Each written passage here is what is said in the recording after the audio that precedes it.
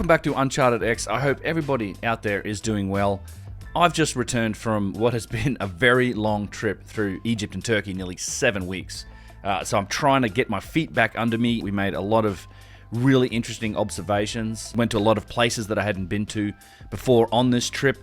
The video I have for you today is a Roadsode, a podcast episode on the road that we recorded in Cairo, basically right next to the Great Pyramids and the Middle Pyramid over there in Giza, along with Kyle and Russ Allen, the brothers of the Serpent, who go on a lot of these trips with me. It was a great conversation. We wanted to record something to talk about the big news that happened while we were away, and certainly something that I've been asked about quite a lot in comments and on social media, is the Khafre scans, this new results coming out from a team of Italian scientists who are using synthetic aperture radar to talk about and suggest that there are these massive subterranean structures beneath the Middle Pyramid. So we wanted to address that and give our thoughts on it. Now, we did record this at this point several weeks ago. I know a lot more information and data has come out since then, so keep that in mind, but it does encapsulate our thoughts and our perspectives on it. Obviously, I'm interested in finding out more data and seeing if there are more results and more information about the process and things like that come up. But you can listen to what we have to say about it in the podcast. Also, we get into some new observations about the well shaft and the grotto inside the Great Pyramid with some pretty interesting footage I think you'll enjoy, as well as getting into some new vase news. So there's been some more studies done on these ancient hardstone vases that lead to some really interesting potential conclusions, and it was very much a fun conversation. I want to thank Colin Russ. We used the equipment we had on the road. We weren't really planning on doing a recording like this. Mistakes were made on the audio side of things, but I think it's fine. I hope you enjoy the conversation. I certainly did, and I'll catch you guys in the next one. I've got a lot of content planned and coming out here pretty soon. Cheers. All right. Welcome, ladies and gentlemen, boys and girls, angels and demons and monsters and serpents. We are brothers of the Serpent, me and Kyle, and of course, UnchartedX, Ben from UnchartedX, and we are here in Egypt, in Cairo, actually right next to the Giza Plateau. The pyramids are right there, which is fantastic. We're here for one night, so we've had a long trip, still not over yet. We had a 2-week tour. The classic UnchartedX Brothers of the Serpent tour, 2 weeks long, multiple, special permissions. It's just fantastic. Big, excellent group of people. And then we had an extension to the Red Sea where we went diving. Yusuf got dive certified. yeah. And he is just like, this is great. He's a fish. Yeah. He's a natural. Took to it like fish, actually. naturally, yeah. It was great. It was great. So we went on a bunch of dives with Yusuf, and then we went to, after the extension was over, we went up to Dahab, where we had never been. I had never been there. Have you been? No. I've been wanting to go for years. We've talked about it with Yusuf for a long time. Just like a chill little beach town. Yeah. In the places like that in Thailand, where Dahab reminded me of towns like that. It's quite a unique atmosphere for Egypt. Yeah. That way. It's really. And we did some exploration and diving in Dahab as well, and we'll talk about that. But other things have happened, of course. Apparently. The big thing that happened is right after we get to Egypt, this story drops of like massive structures beneath Khafre. The pyramid just down here. Just the middle pyramid out here. Apparently. Just over there. Yeah, right over there. 600 feet? 600 meters? 600 meters. Yes. Yeah. So I think we need to talk about that first. Yeah. Yes. I mean, I don't know. I got thousands. I mean, I seriously had people emailing it to me and messaging me and constantly like, what about this? And I was just like, And we were, of course, in Egypt while the tour's going on, so it's not like, I mean, I'm not one to like jump straight in and respond off the top of my head. As it was, I had requests from all sorts of people to do that. Yeah. As a matter of fact. Yeah, you did. I did. That Piers Morgan thing I had an invite to, and I declined. I just didn't think I had a whole lot to add to the conversation, and I'm just not that interested in mainstream media. But yeah, it's like this crazy story came out, and it really set the internet on fire. It was amazing to see, and I'm really happy for the people that did get videos out, because some of them are like 800,000-900,000 views of noticing that. It was the hot topic. Yeah, a blessing and a curse. We're here while this massive story is dropping, but because we're here and working, on the tour, we can't Cash in. Couldn't publish anything about it. Just, Yeah, I wouldn't have anyway. I mean, I'm typically the last one to publish like news. I don't do Yeah. news. Well, I mean, Kyle and I will do news stories, but it's a lot of times the news stories are 12 years old. You know, it's like breaking news. 10 years ago, they found Breaking news. which we have one of those later that Ben just published. He's like, hey, Hey, I mean, this story. It's just happened 10 years ago. But seriously, this story actually is old. I mean, the data is old.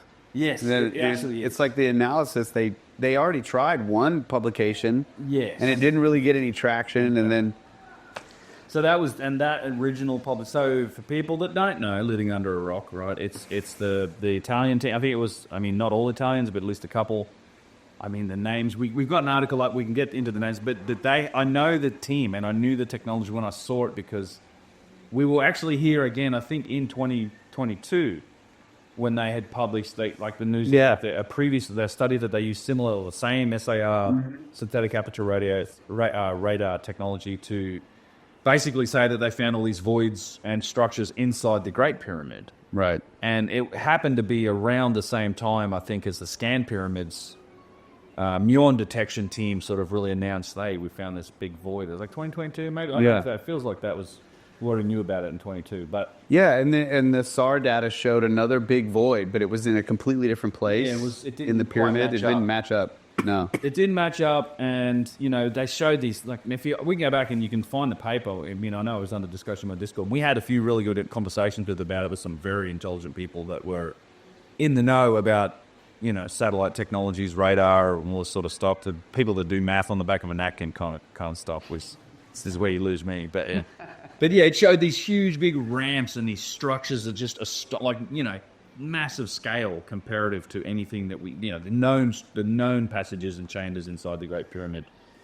And that came out, and it pretty much I felt like it just fell flat on like deaf ears. Yeah. I called in a tweet when I was mad about it. I said like it came out to like thunderous silence. Yeah.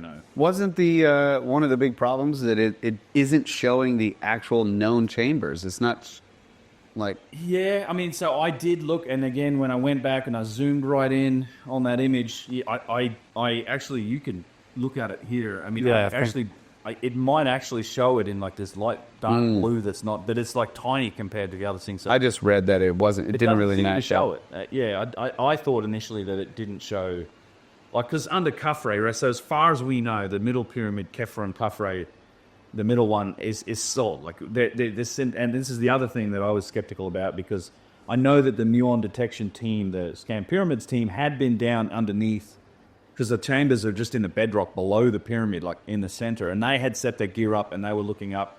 You didn't get the full coverage of the base, but it was like a cone shape going up from that base. So you're getting like a lot of the body of the pyramid. And as far as I know, they basically said we didn't find anything with muon detection.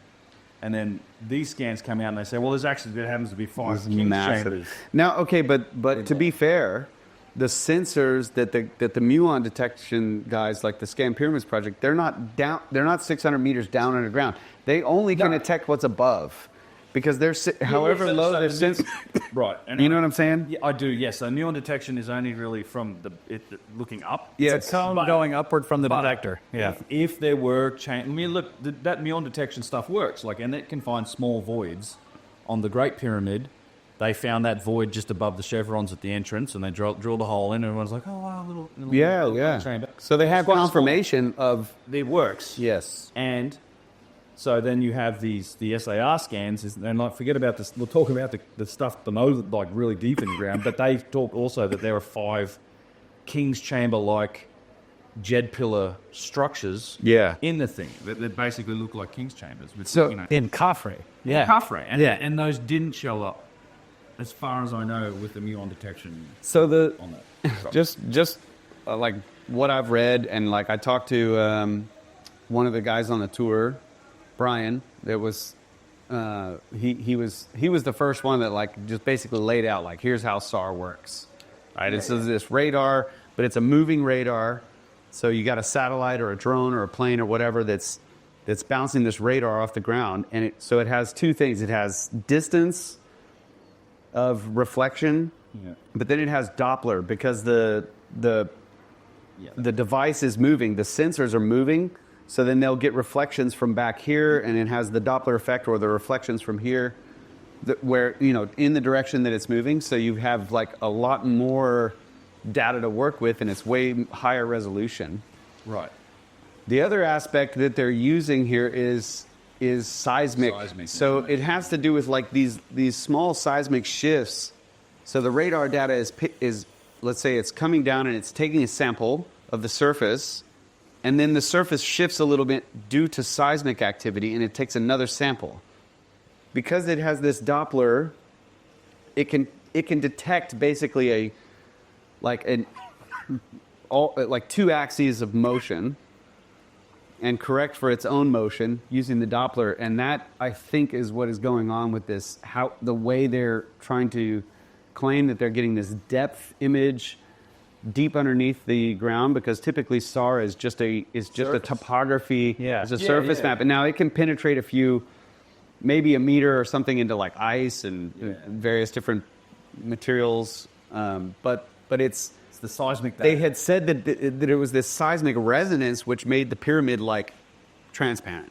And that was it. That was, to be honest, I mean, and this is frankly like some of the language of like transparent. Crystal. Like a crystal. There's some kind of language in it where it's just like I was quite skeptical when immediately I was like, nope. Yes. And however, a big part of that for me was that immediately when I looked at the structures themselves, they didn't look anything like anything that we see in Egypt, like these deep shafts that we do go down. I will say, I think that's okay. We don't necessarily, if some structures like this did exist, they may not be Egyptian at all. It's true, yeah. I mean, well, yeah. So I can't argue with that, but it could predate pyramids, but I mean, like, But okay, maybe. But what we seem to see is that the older stuff is influencing the later civilization. Yeah. We have some ambiance. Yeah, we do have. We left the door open for the ambiance. You're probably not picking it up, but yeah, you won't pick it up. Cairoian ambiance. Something happened down there. It sounded like a car.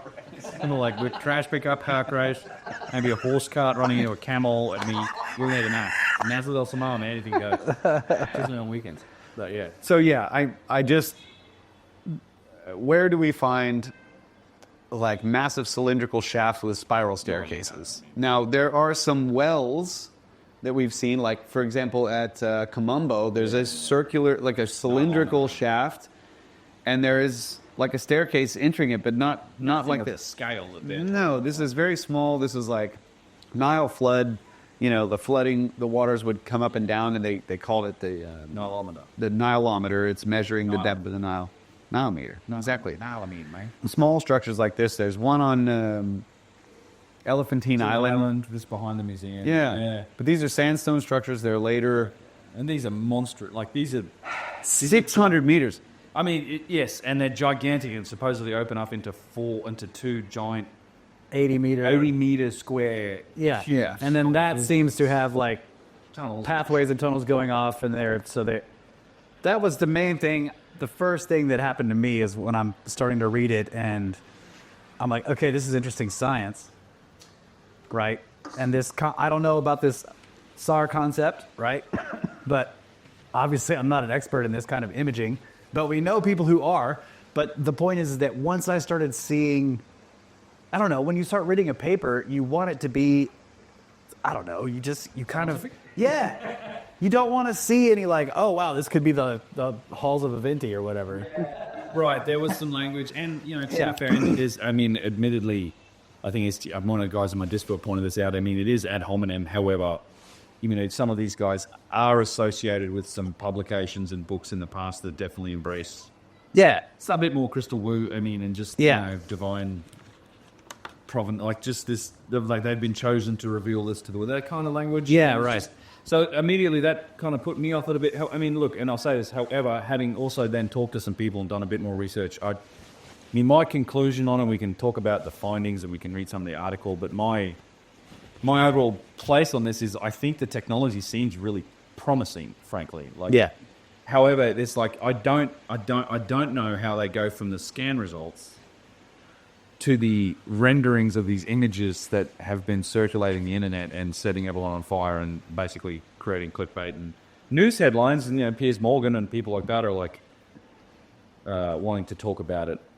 And so it's, and as far as I know, also that is a bit of a black box procedure. We don't know really how they got to it. And I think admittedly they do also say that these are the author's illustrations or estimates of these structures. It's not an actual graphical derivation from the scan. Right. It's a graphical reconstruction of what they think they came up with from the scan data. Squeak really hard.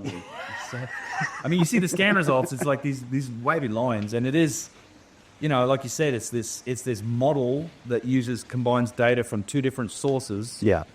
The synthetic aperture radar stuff with the Doppler effect on the surface, and then these seismic shifts that, you know, and my point initially also was like, well, you know, how can we use this thing on a mine, like a known mine? Like there's some deep mines, you know, a kilometer deep. Yeah. And they've got shafts, these subterranean mines. How about you image that? Because you're going to see voids. And, you know, I think I made some smart-ass comment about the CIA's calling because they want to know where the bunkers are under the Kremlin. Sure. And just pointed at the Kremlin. They used 20-year-old, you know, Italian weather satellites and pointed at the Kremlin and figure out where the bunkers are. I mean, I think that's the trick here, is that they're suggesting that perhaps the pyramid is special because of the resonance.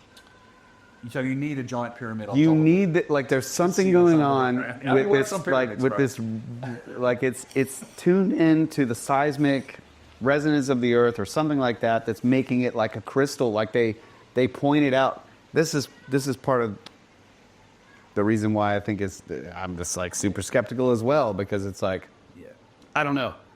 It would be amazing if that was actually what was going on. I want to believe, bro. I'm like, Yeah, but I'll tell you this. We'll tell you this. They're motoring this all the way. If you, my problem with it is this: if you want a crystal to resonate at a specific frequency, it has to have all of the mass. Right? Like, let's say you design this crystal perfectly, and it has this certain mass, and it's going to resonate at a certain frequency. right. If you remove a shit ton of that mass from the crystal, the frequency of resonance changes. So how is it still acting like this perfect crystal when it's so, like, there's been millions of tons of stone removed from it? Also not solid, right? I mean, and to be fair, there were also some other mistakes where they said that, I know in the briefing, and they said things like, well, the pyramid is on sand. It's not on sand. It's No, it's on They also bedrock, said yeah. that the pyramid is made from granite. Yeah. It's not made of granite. It's made of limestone. Yeah. It has some one- granite casing stones. Maybe a few. Yeah, maybe two courses were cased in granite, but that's it. Like, And they're not there. I mean, most of them are gone. There's like Yeah. there's remnants of like, it's like 1% or less of it. Yeah, that was one of the main errors I saw in the 2022 paper. Is they say that the Kun Khufu pyramid is comprised primarily of granite, and I'm like, what? No, like this is this seems like an easy error to pick up. Yes, and those things are the things that, like, when you make extraordinary claims like this, and you know you have to be skeptical of them, and they Don't. require extraordinary evidence. And don't make fucking say it. Little. Okay. Right. Don't say that. However, all I'm saying is, like, little mistakes like that don't help credibility. That's right. Yes. That kind of mistake does not help the credibility. Yeah, because anyone that knows anything about them says this thing isn't made of granite. Who's telling them it's made of granite? That's what I'm wondering. Like, which one of the researchers, you know, The granite. yeah, is telling you that because obviously it seems like none of them have been here. I don't know. Yeah, when Zayu kicked a fit up, right? Because he's like, they have no permission. There's nothing there. You don't need permission. There was something there. We knew about it already. Yeah. You don't need permission to look at it with satellites. Yeah. I know. And I'm sorry, Zahi, but they don't need permission to do this. Yes. Yeah. So the other, let's look. $400. The other issue is they haven't yet released the complete analysis, the data that is how they got the algorithm or whatever to do the analysis to get the imaging that they got. Yeah, right? they're saying that their method that we use in their, I can read it. There's a quick in the abstract. A problem with synthetic aperture radar is that due to the poor penetrating action of electromagnetic waves inside solid bodies, the capability to observe inside distributed targets is precluded. Under these conditions, imaging action is provided only on the surface of distributed targets. The present work describes an imaging method based on the analysis of micro-movements on the Khufu pyramid, which from now on I'll just refer to as Khufu, which are usually generated by background seismic waves. The obtained results proved to be very promising, as high-resolution, full 3D tomographic imaging of the pyramid's interior and subsurface was achieved. Khufu becomes transparent when observed in the micro-movement domain. So, at least in that, they're not necessarily saying that only the pyramid does this. They're saying the micro-movements, the Doppler, all this stuff makes the pyramid itself transparent. Okay. Right. That's Now, that's another way of saying we can see structures underground. Yeah, I mean, you can see through it. it's that terminology, like, oh, the pyramid becomes like a crystal. Yeah. Which kind of throws me off. But I mean, looking into SAR data, However, sorry. right after that, they say, based on this novelty, which does make me think that what you're saying, they may be hinting that this is a novel thing, that the pyramid becomes transparent, right? Based on this novelty, we have completely reconstructed internal objects, observing and measuring structures that have never been discovered before. Now, again, this is not Khafre. This is about Khufu, the Great Pyramid. This is the 2022 study, which we were talking about earlier. And I did scroll down and look at the map, and they do have the known chambers, but it doesn't tell you that that reconstruction is only using their data. Yeah. Right? So it's like they've put in all these chambers that are supposed to sort of wrap around the base, you know, and ramps. Yeah, all the ramps and everything. And then they have the known passages and chambers, but it doesn't say that this whole thing is based off our data. Yeah. Right. I That's mean, where we need transparency. You know, we need transparency for that. So, all right, great. The pyramid becomes transparent. Will your process be transparent? That's the question. And I think that's where a lot of people landed. Is like, yep, okay, the technology seems to be promising. Yeah. It probably needs still some proving out. I mean, and it then just transparency on their methods to how did you get from A to B with the data. But hey, I mean, look, if the shit is there, like, yeah. I mean, it's If it's there, it's bedrock. full of water and sediment. Like that's the other. I gotta go on more on the Skerp side. Sorry, guys, but not only do the structures look nothing like any other, deep like subterranean chambers or shafts that we actually see and we can actually visit. They look nothing like that. The geometry of them. They are so deep that they probably, I haven't looked up to see how deep the actual limestone is, but they probably end up going into granite, bedrock. Yeah. They're sitting entirely in the water table. Oh, yeah. They're, I mean 150 feet down is water. At the bottom of the Osiris shaft, which is square, by the way. It is square and square, and all the other shafts. All the other shafts. Go and look at. They're all square. They're all square. No, much smaller than these things. Even huge ones, like the biggest ones, are still square. The southern shaft, and everything underneath the step pyramid, everything's square. So I'm just like, which doesn't suit being round. No, but it's very strange. It is. And I just wondered, the other thing I saw a bit, stuff like, man, they'd say they have a 1 meter resolution with this technique. Yeah. So how do you even know a spiral staircase that's wheeling its way precisely around the outside of this giant? It's got to be extrapolation. I mean, it has to be extrapolation. Yeah. But I mean, it's a hell of a claim. It's I don't know what else. So, what was the best comment? Right? You guys released some comments on initial comments. Yeah. And then there was one guy, grumpy morning Ben. There was one guy that was like, okay, but I'm going to keep believing this for like... He said, stop infringing on my suspension of belief. Yeah.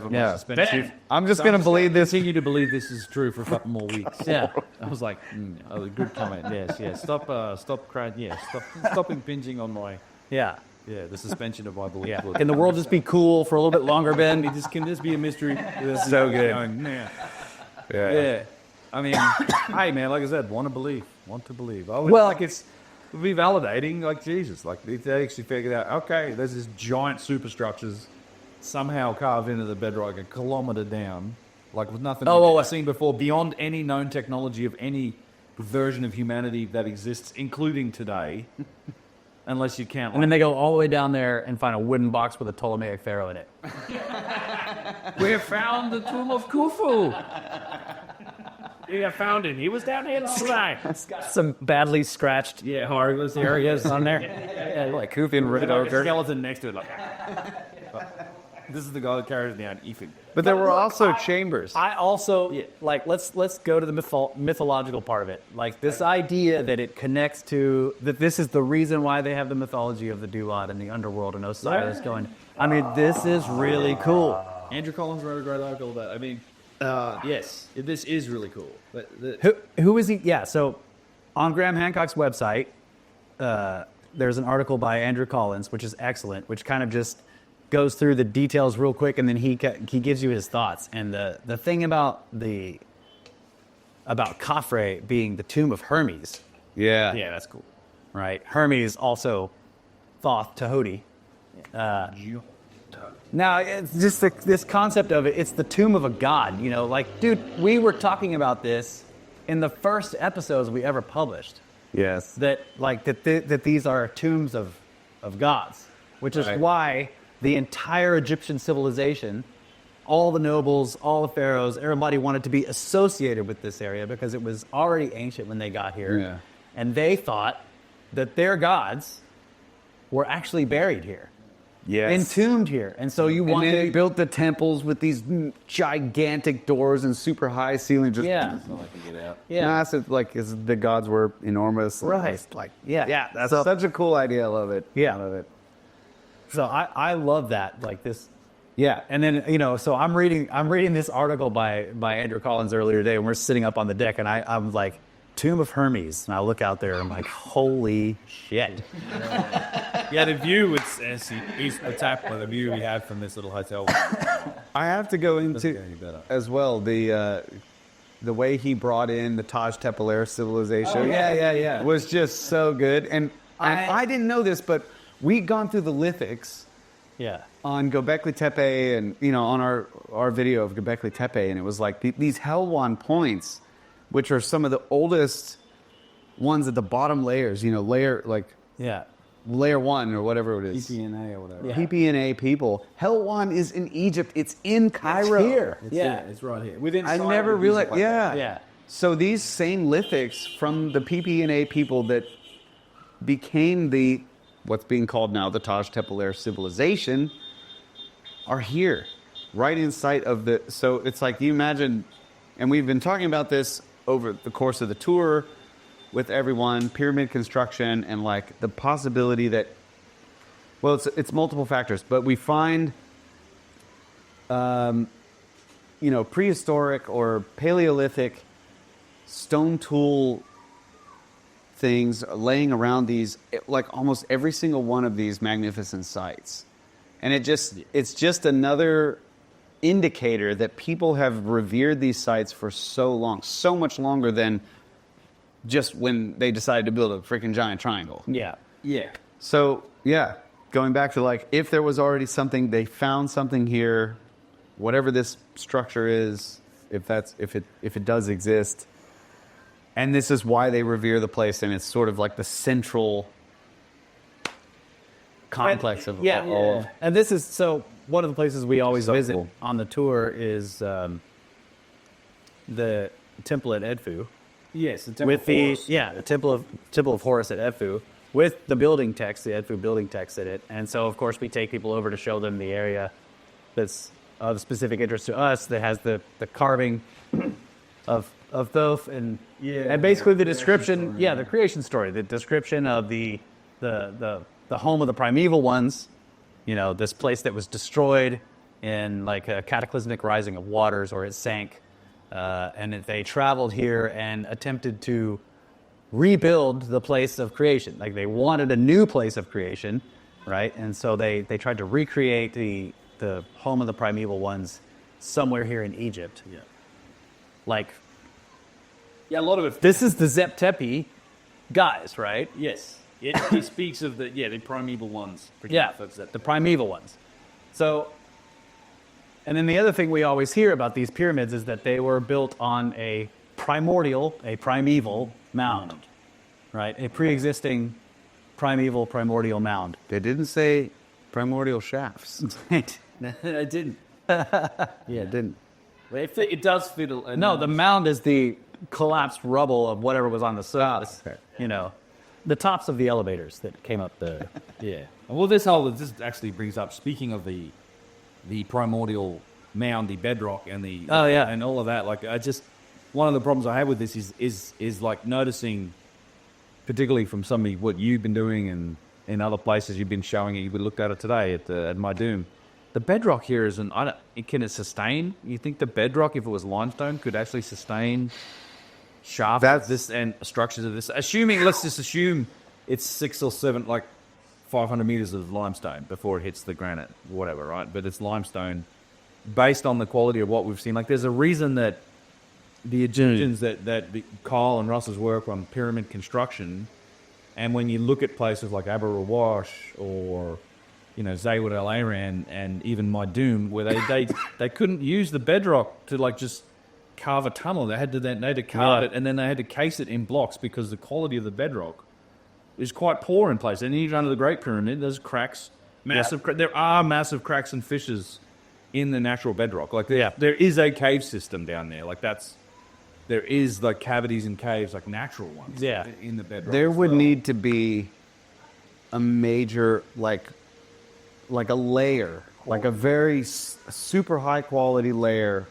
very thick, deep down, probably, I don't know how low these shafts or whatever are supposed to start, but there would need to be a roof structure in the bedrock. In other words, a bedrock layer that was thick enough and a dense enough material and a good enough quality material where they could then open up this massive shaft and then dig all the way. I don't think the vertical walls would be an issue, but whatever the roof structure is. Yeah, because, even as big as the tiles are, and if you go in one of the features of that middle pyramid is the bedrock engineering that's happened around it, right? So it's the piling system. So they're like on the northwestern side, they had to like cut down 30 feet because it's built onto a slope. So they cut down 30 feet, then on the northeastern side, they had to build it up. There's like 2 or 3 courses of these massive foundation stones. They're like 1 meter thick. Some of them are like 10 meters wide. But even then, like, these aren't big enough to like span the roof of like the proposed sizes of these shafts. And you've added what, like 4 to 5 million tons of stone on top of it in terms of the pyramid. So, because this thing, That's this insane. was eight of these shafts, right? And they pretty much come right out at the bottom of this thing and then go down deep enough where 4 of them go into one big cube and 4 go to the other. Yeah, I just, it's all looks Yeah, structurally it would need to be. You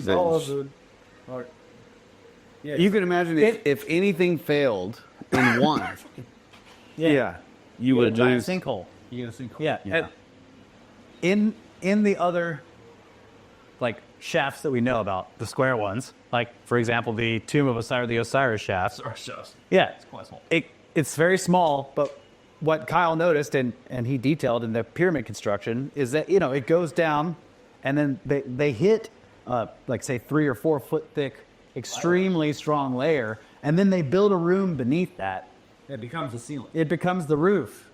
So you can kind of make an opening, and then you have another shaft that goes down, penetrates, and then there's another strong layer, and then there's another room. And the rooms are small, right? They're not huge. But they did this also at the step pyramid. When we go down beneath the step pyramid, you see this. Yeah, and they'll spread out a network of like, you might have some reasonably large chambers, like at the very bottom level of the step pyramid. You go down the trapdoor, you go down the 30-foot ladder, whatever, and then there's. But that reason that's so deep is because they went down before another layer. Yeah, so they could down there. That could be the roof of all their freaking tunnels. Yeah, and under it, like I said, they scurry off. There's tunnels going off. Yeah, all over the place, and some reasonably large chambers. But it does depend on that solid layer of limestone. I just look at all that stuff sitting under again, I'd estimate what's the Great Pyramid is like 6 million tons, right? Is that the figure? I have no idea. Like that. Like I can't remember. It's like 2.3 million. It's 2 million blocks at like 2 to 3 tons a pop. So It's 2.3 times 2.3. I mean, you got the other 6. So the other one's not much smaller, and so let's say 4 to 5, whatever, 5 million tons. That's a lot of mass on top of what is in lots of places pretty poor quality bedrock. Yeah. To try and now Giza is a little bit special in that from many of the other places we've been. Sure. It has some of the best bedrock, which is why I think Very sharp. the reason that the descending passageway is just cut solidly through the bedrock. Yeah, There's until you get no to- casing. until you get to the cracks, and then it's like Yeah, there's a few fissures in there, cracks and yeah, fissures, which like it's like- which might be also some of the SAR data. These huge vertical fissures going way down deep into the bedrock. If there was seismic data, they might see what seems to be a void, and it's not necessarily a void, but it's definitely where the two chunks of bedrock would be resonating at different. right, and it might show up and be interpreted as a void. I don't know Exactly, But yeah. that's been I know that's the contention of several people who talk about the decay of networks and the natural fissures and cracks. Yeah. And I'm not saying that's what everything is either. Like, there are chambers beneath the Sphinx. Like that, Absolutely. We know there are chambers and structures that we had not been revealed to the public, or who knows what. There's a long history of excavations and secret expeditions to try and find them.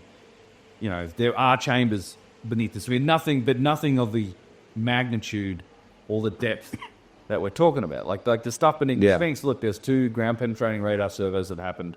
John Anthony West and Robert Schoch did one, and then the Shore expedition in the late 90s with Joseph Shaw, Joseph Jehoda, Boris Said.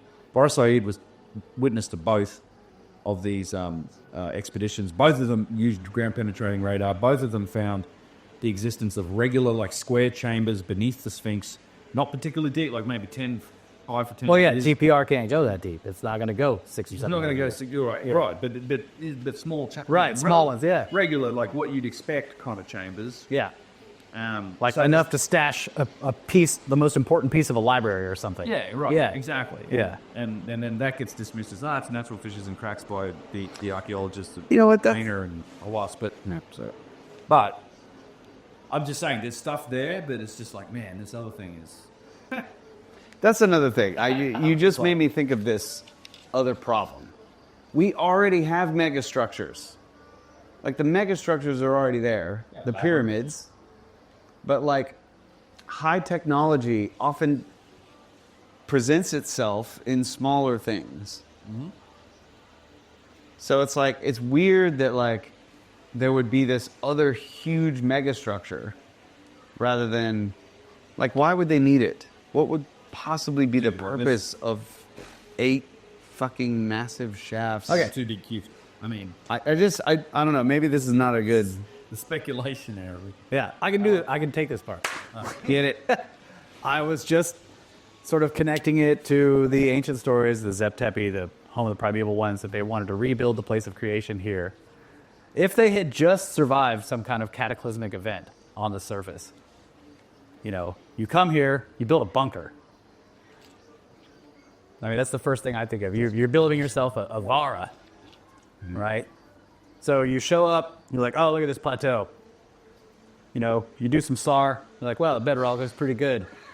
You do this SAR. Yeah, bedrock looks pretty good. There's some caves down there, maybe we can widen them, drill a bunch of holes, get all your equipment down there, right? Maybe there's not even spiral staircases, it's just a screw. Yeah. Just run your shit down there. Anti-gravity. Yeah, just right. You're anti-gravity, whatever. You get all your equipment They're the down there. striations, the drills. Striations, yeah, that's it. You get all your equipment down there. You make a couple of big chambers to stage all your building materials. You dig some tunnels and you start building your city, right? Whatever it is underground. And then eventually, when you're no longer afraid of the surface, or when the ending of the ice age is stopping, you don't know you have the Younger Dryas coming up yet because it's 20,000 years ago, and you're like, all right, let's go back up onto the surface. Same thing. It's kind of grassy up there now. Thing seems good.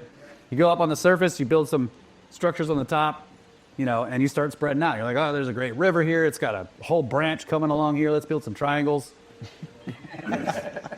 And then the Younger Dryas happens. Yeah.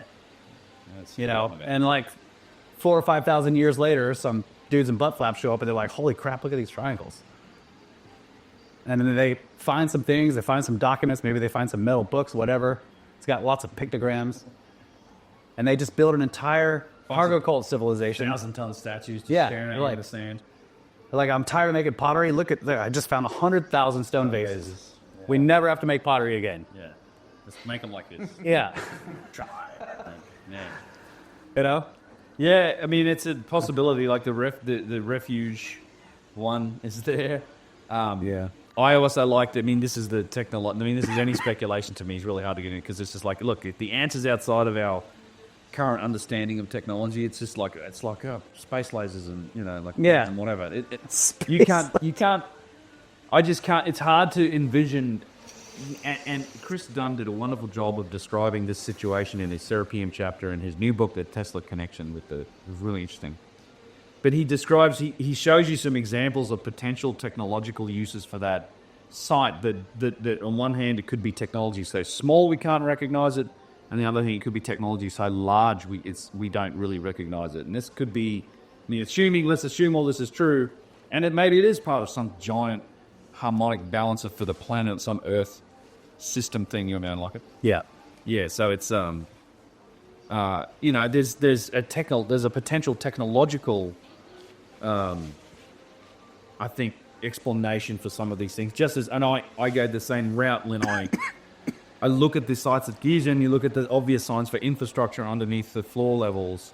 You look at the signs of something happening on these sites where you've got basalt that's been melting down because it's been in contact with limestone. It's just like, I think there could be technological explanations for these things, and it's just we don't have the frame of reference to know what that is yet. Like, it's just it just looks like a bunch of rocks to us when we say it's all ceremonial and religious or whatever. But there could be a technological explanation for it as well if it was some sort of functioning machine. Because at the end of the day, the pyramids and the pyramid builders are connected to the vases and the statues and the things that absolutely show precision. They show machining. They show evidence for high technology, essentially. And you just don't develop that unless you're chasing a specific function. It's just not how we work. There's no reason to develop precision unless it's for function. Once you have it, then you use it for lots of stuff. Yeah. Toasters are so well made now. We don't need well-made toasters, but that's what our manufacturing plants push out because it's just the way it works. But we develop Well-made? Why aren't they clear, Ben? I know. So I can see how toasted my toast is while it's toasted. It's the next step. And my wife will complain that they don't toast both sides of the bread evenly. And so, Yeah. But the panels on the outside are quite the gaps. Yes, you're right. The gaps are very small. Axel Lucien, yes, they're cheap. These hands. You're not spending enough on your toaster. Bet there's some sort of Bosch toaster you can buy there. Right. It's like a $1,200 toaster. It'll toast your bread. But I don't know. So will a pear burner. Just Toaster up. good to go. Yep. I mean, And I can see it toasting. open fire. Tap to sit back. Functional. Look, there's a relationship between precision and function, is my point. And you don't develop that unless you're chasing function, and that's I completely agree. It sort of all loosely connects to this stuff, and I'm like, man, I don't know. Is this? Yeah, it's so challenging. It's like if you needed to build an underground refuge. I mean, maybe you just had the capability to do the stuff they're talking about. That's what we want. You know what? I don't need the city to be 200 meters down. Let's make it a kilometer down. Yeah. Like 200 meters seems sufficient. Maybe you want it. Maybe you want it in the granite. Go find the granite. I mean, Well, what yeah. I mean? Like, Well, you don't want it in the granite near the surface. fair enough. You want it in the That's granite. a long way. I mean, what is going to hit Jesus? That's a hell of a bucket. That's what I'm saying. You want it in the granite below the kilometer of limestone. That might get liquefied. In what sort of? I mean, what world are you ever coming back to? If there's an explosion or a disaster that can hit that, like that you are so afraid of it. I mean, I don't know. I agree. I mean, that's something that powerful would wipe out the pyramid above it and all life on the planet. break in. I mean, it's they're not deep under the surface. I'm sorry. I meant you want to be in the granite because the limestone sucks. Yeah, but I'm just saying.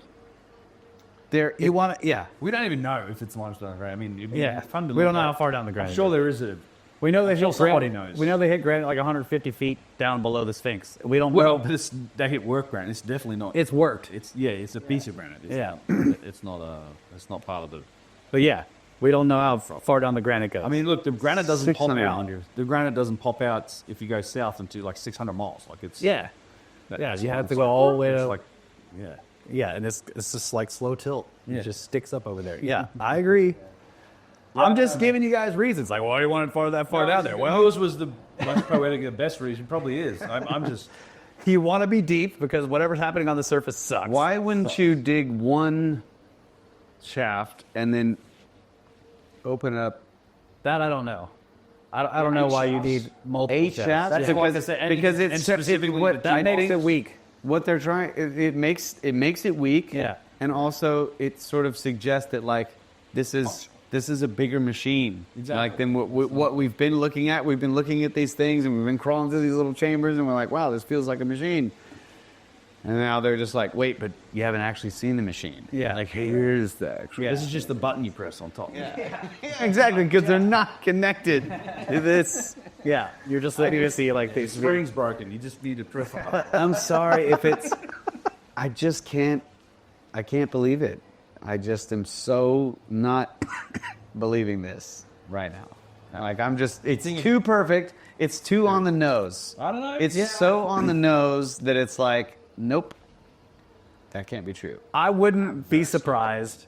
I wouldn't be surprised if what they found in the scanning, like not their image that they came up with, but like when you look at the scan data and you can see some, you know, I wouldn't be surprised if that was just changes in the quality of the limestone and also some natural Yeah. caves. Dude, we know the plateau is riddled with cave systems. Yeah. Right? Like Hugh Newman mentioned to us, and also Tomb of the Bird. Andrew Collins mentioned like Tomb of the Birds is a known entrance to a bunch of caves. Yusuf has discussed how his father used to go in these things and play in them when they were kids. Like, it's known that it's riddled with cave systems, and people have gone in there and never come out. Right? Yeah. And they probably have been doing that for thousands of years. Skeleton on the spikes. Yeah, there's plenty of skeletons on spikes in there, and down in cracks and fissures. Great way to go. Yeah, that's dude. That is my destiny, bro. You want to be one of those guys? Yeah, somebody has to be that guy. You open the door, it's like, Fantastic. Yeah, but hey, at the same time, I think it's entirely possible that Dyson spheres are out there in the university. You know what I mean? Yeah, like it's just the scale of what is possible. We're just at this tiny infancy of our own technological development. We're in just a spark. We're barely even a spark at this point. Look, It's just history won't harm me for not believing something that was too on the nose. no, Like in 6 months, I could be like, okay, yeah, that's legit. Like they released all the data, they released all their methods. but right now, no. And look, I'm on the skeptical side. It's not like I'm trying to be this way. I just can't be the other way. Like I can't believe it. I honestly, the vases, the precision in the vases to me is a much more significant Yeah. finding. It's not as exciting. And it's not on the nose. That's what I'm saying. It's like this is so strange, so out of what you would think. Like, all right, like just think. I'm not like Chris Dunn, pyramid power plant, like really cool idea, right? Yeah. But then you just like you try to do that, you try to make that work, and it's like, well, maybe there's no real confirmation. And then like way over here is this tiny little artifact that is like so easily explained in another way. Oh, canopic jars and blah blah blah and everything, whatever. Like so many different possible uses, but hidden in it is this super high precision, which.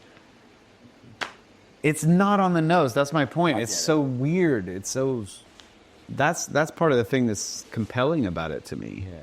Yeah, it's the vases are more reachable, and I think they're also certainly a lot more verifiable at this point. I mean, it's just you can. Yeah. It's no one's arguing with the data, right? People bitch and moan about provenance. Yeah, I want to talk about all. I mean, I spent an hour and a half talking about it in a video before I left for Egypt, but. but we have Vase news. Yeah, we do. We're gonna get into it News. However, ultimately, we want to wrap up on this topic. And I am. You know what? I want to believe. Screw these guys. I'm all in. Okay.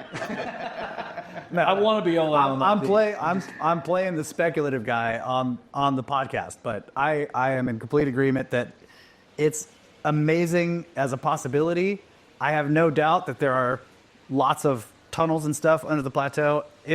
But this, like Kyle said, it seems, I don't know, if they hadn't mentioned any of the underworld woo stuff, I would be much more inclined. But I'm not going to annoy any of the researchers for whatever reason to watch this podcast. I mean, prove us wrong. I mean, I would love nothing more than to be set straight on this and to somebody to drill a hole down there and look at it and go, oh my God. Yeah. There's a giant 80 meter across cube. Yeah, where's the entrance? 670. I don't even see that it connects to the... It doesn't seem to connect to I the don't know. streets. Like there's the other, we mentioned it briefly, but the King's Chamber structures inside the pyramid, I don't seem like they're connected to it. It's just like they're randomly scattered through it. And I'm like, there's no... Yeah. There's like that one. Oh, is like that's the other problem. The, In their representation of the data, all the King's Chamber structures are actually in the bedrock. Really? Because the bedrock is like a big mound. It's the primary. Yeah. And they've got them at the base of the pyramid. Yeah, that's actually a really good and point. it's like these king chambers with the relieving chambers are also in the bedrock. What do you need the relieving chamber for? Yeah. Well, even the relieving chambers aren't really... I know that it's not God, there's so many layers deep. Relieving chambers are not relieving anything. Yeah. Yes. They're actually adding weight to the structure. We already asked what the relieving chambers are for. The chevron blocks. Yeah. The chevron blocks above the relieving chambers are actually doing the relieving. Yeah. But you make an excellent point in that the pyramid is, in some places, 7-8 courses of it are bedrock. Yeah. They are bedrock. It's like they literally carve as it's into that slope. So on the backside, it's like they carve the bedrock. They like the Sphinx. It's shaped from bedrock, and then they meld it into it. And then presumably in the middle, similar thing. They left a huge amount of bedrock to lock that thing in, and they're not distinguishing that on this scan. It's like they imagine seems like it's a flat base. If I'm Yeah, exactly. It's got the top of my head. It's like a flat base with all these king. and that's not what the pyramid is. No. Yeah. So those King's Chamber-like structures literally would have to have been cored out of the bedrock. Now maybe because I don't think that those sort of stacked chambers above the King's Chamber are relieving chambers. So even if you built one, say at the base of the step pyramid, like down in the step pyramid, you could still stack that on top of that multi-piece box. Yeah. Because maybe it had a function. Yeah, it's like So it's possible that they could be in the bedrock. I mean, if they're there, I just don't think that. I just think they would. The muon detection scans are like doesn't show anything, and they can those voids. They can pick up voids of that size. And they were in the subterranean. And they were in the chamber They should have beneath picked it. up those voids. Yeah, At least one or two of them. we've got confirmation that they did their job right, at least in one case. Yeah, and they drilled a hole into it, and like this, And there it is. We showed you just like Boom. these dots here. This is probably a chamber, and there's a chamber, and I'm pretty sure somebody's got confirmation that they're right about the big void at this point. Like, I think some suspicious ladders in the Grand Gallery. Ladders in that. Yeah, they've been up in top of the. They probably went up into their relieving chambers and did some. Yeah, that would be the best place to look. Yeah. If you can get up into that top one. Yeah, you just drill straight through. Yeah. this way. Yeah. You would probably have the clearest path from a known area to get to. Yeah. and then stick. I think they've already done it. Those Oh yeah, I mean they closed that damn pyramid. Yeah. chevron blocks above the entrance Yeah. are just incredible, and the amount of work that it would have taken to angle all the blocks around them, because the masonry around those chevron blocks is also huge compared to the other. There's this whole other sort of internal structure Yeah, like tilts down. around those things because they're all tilted. Like around the descending passage. Yes, just those. It's like The entire descending passage is an enormous structure. It's like it's massive. Yeah. It's a small space, but the actual structure of it is huge. It's enormous. Yeah. It's cool. So it would be. I'm just saying, like we've seen this time and time again. Like these small passages have huge. I mean, Gantenbrink found this in certain cases, like when he was looking at the shafts, how the joints change as the shaft is going around the Grand Gallery or whatever. Like it's far away from that structure, but the joints in the blocks stop being this regular, and they start changing their angles and all this kind of stuff. because it's just nearby the Grand Gallery. Yeah. So you can imagine that if there are these massive king's chamber-like structures or these huge voids underneath, that there would be some kind of structural indicator far away from that thing. And then they would have to be huge. Yeah. Corbelled ceilings or however they did it. I don't know. Yeah, we were looking at it on that pyramid stand up there, looking at it today, going, you see that band of the courses, they're very clear and consistent, the same height courses. Yes. It's like a band of consistency. And that is the area around the King's Shell, the Grand Gallery, right? Yeah. It's just like they had to They made it very consistent. They had to keep that structure inside the thing. Yep. And you can see it on the outside. And so And I think I think it's the 19th course. You can see real thick band going all the way around, and that's the entrance. yeah, that's the entrance. And you just sit Yeah. from a distance. You can just see it. Just Yeah. it's so cool. I mean, it's like that feature is expressed all the way around the entire perimeter. The feature of this tiny little frickin' 3x3 hole entrance is expressed all the way around the exterior of the pyramid. I love going in there. It's just imagining, yes, I can imagine the whole king's funeral procession just regally proceeding through his 3x3 stuff. You know, like the nights and music and parades and just with all of the... All right, what are the pomp and ceremony and dignity that you muster without stairs or rails and all the modern conveniences that you have when we go in there and still struggle. Yeah.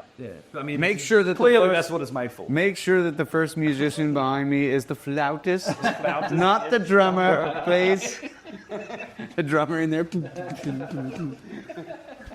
Well, I mean, it is perfect. You just get the sarcophagus in and you just move. Yeah. Close the door. Yeah, done. And buried with all due. So. It's all done? Job done. Dude is buried. Yeah. Do you guys want to do segments? Let's take a break, Yeah, and we'll come back with the next subject matter. Yeah.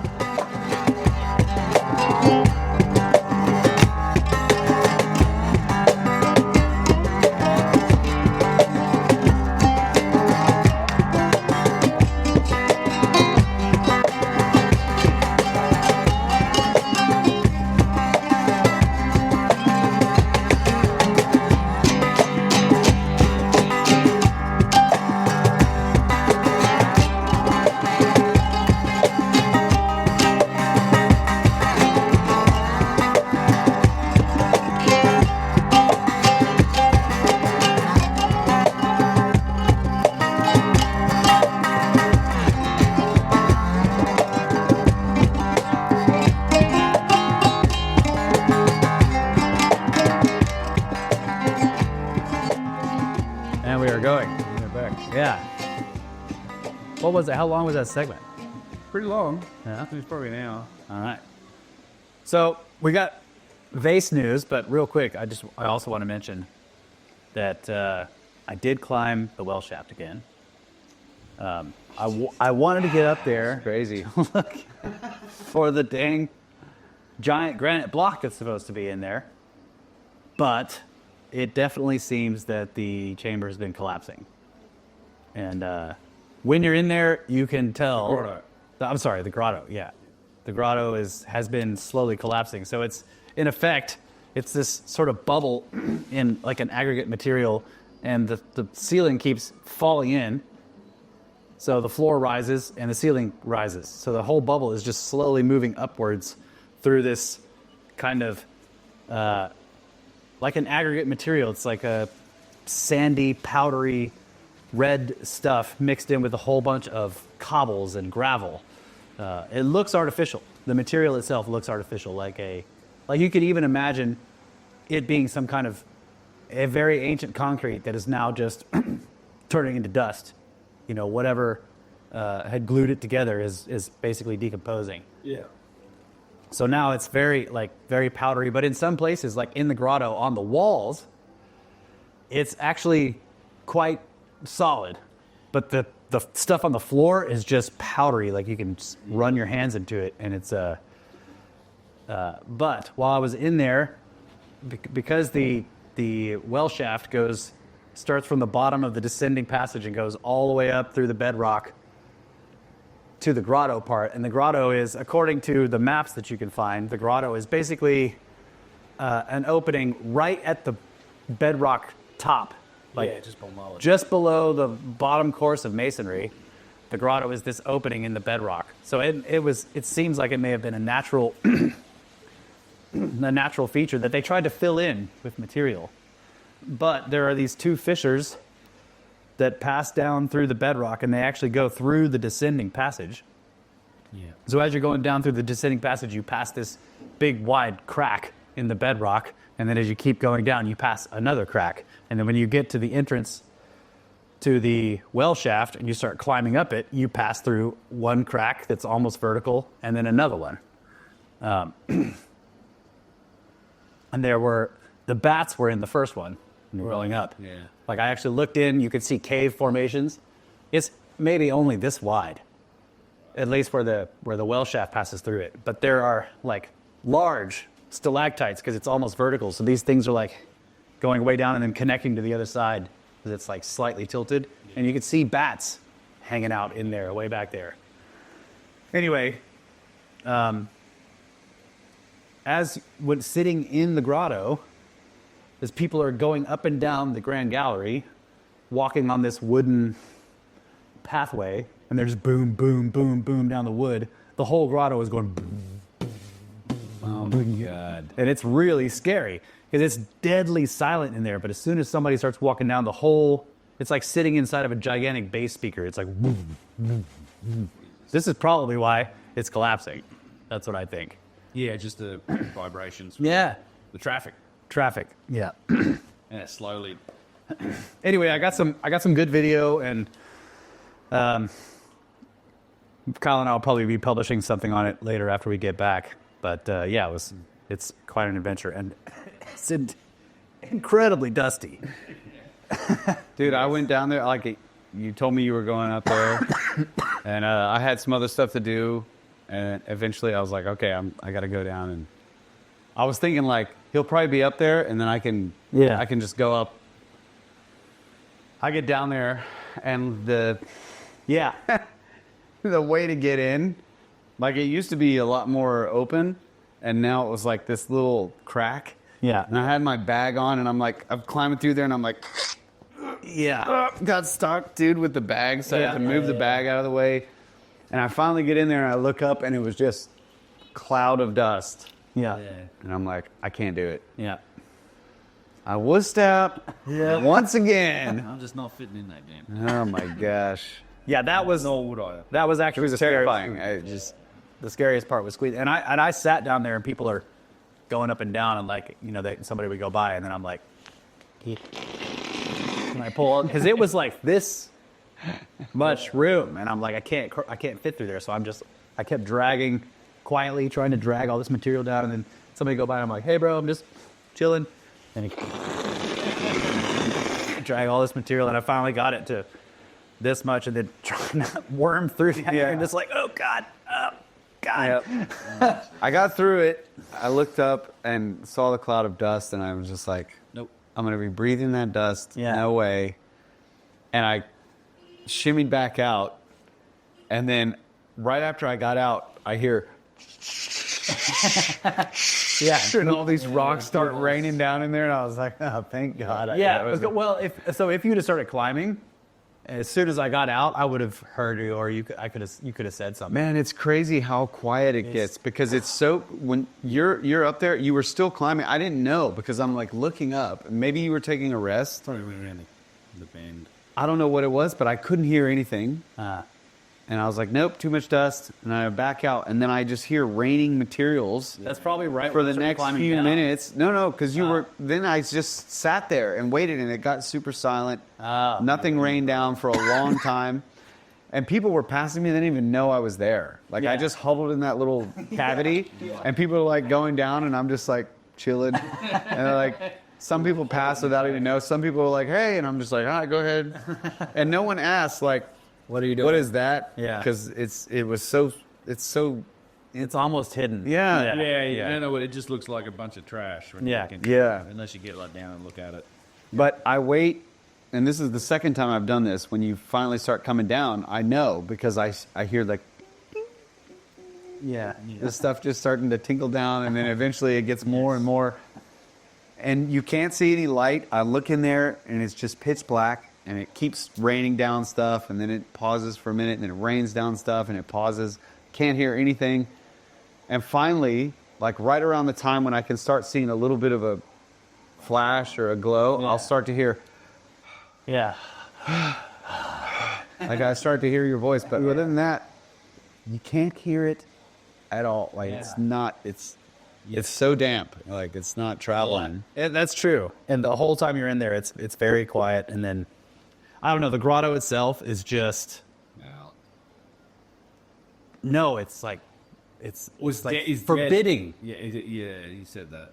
Yeah, there are these Wispy. filaments of salt crystals, whatever they are, halite hanging, and then it just your breath, and they're like, it reminds me of the Indiana Jones, the when he's in Temple of Doom. no, it's the breath of God. Yeah. The penitent man. It's got the penitent man kneels before. Yeah, it's got the cobwebs in it. Cobwebs are like blowing at you. You better kneel. You get in the grotto and you're like, and then all these things are like, and it's just, I don't know, just sitting in there.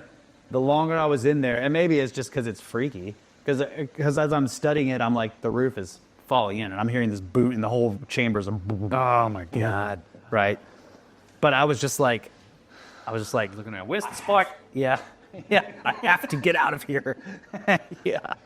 If there was a spark in there, you might So- just like, Yeah, just like, finally, my dream is to. So the roof is falling down and the floor is rising up, Yeah. and so It's buried that block. it's buried the block. Yeah. From everything we can tell, it's used to be a meter down now. Like it Yeah. should be a meter. it's got to be a meter down. If you So look what at about the old- entrance? What about the entrance to the grotto? Is it also filling It's up? Or filling in. And so it's a slope because the Yeah. stuff's falling down. Yeah, if you look at the old pictures, the entrance to the grotto was, 3 or 4 feet. There's a big hole.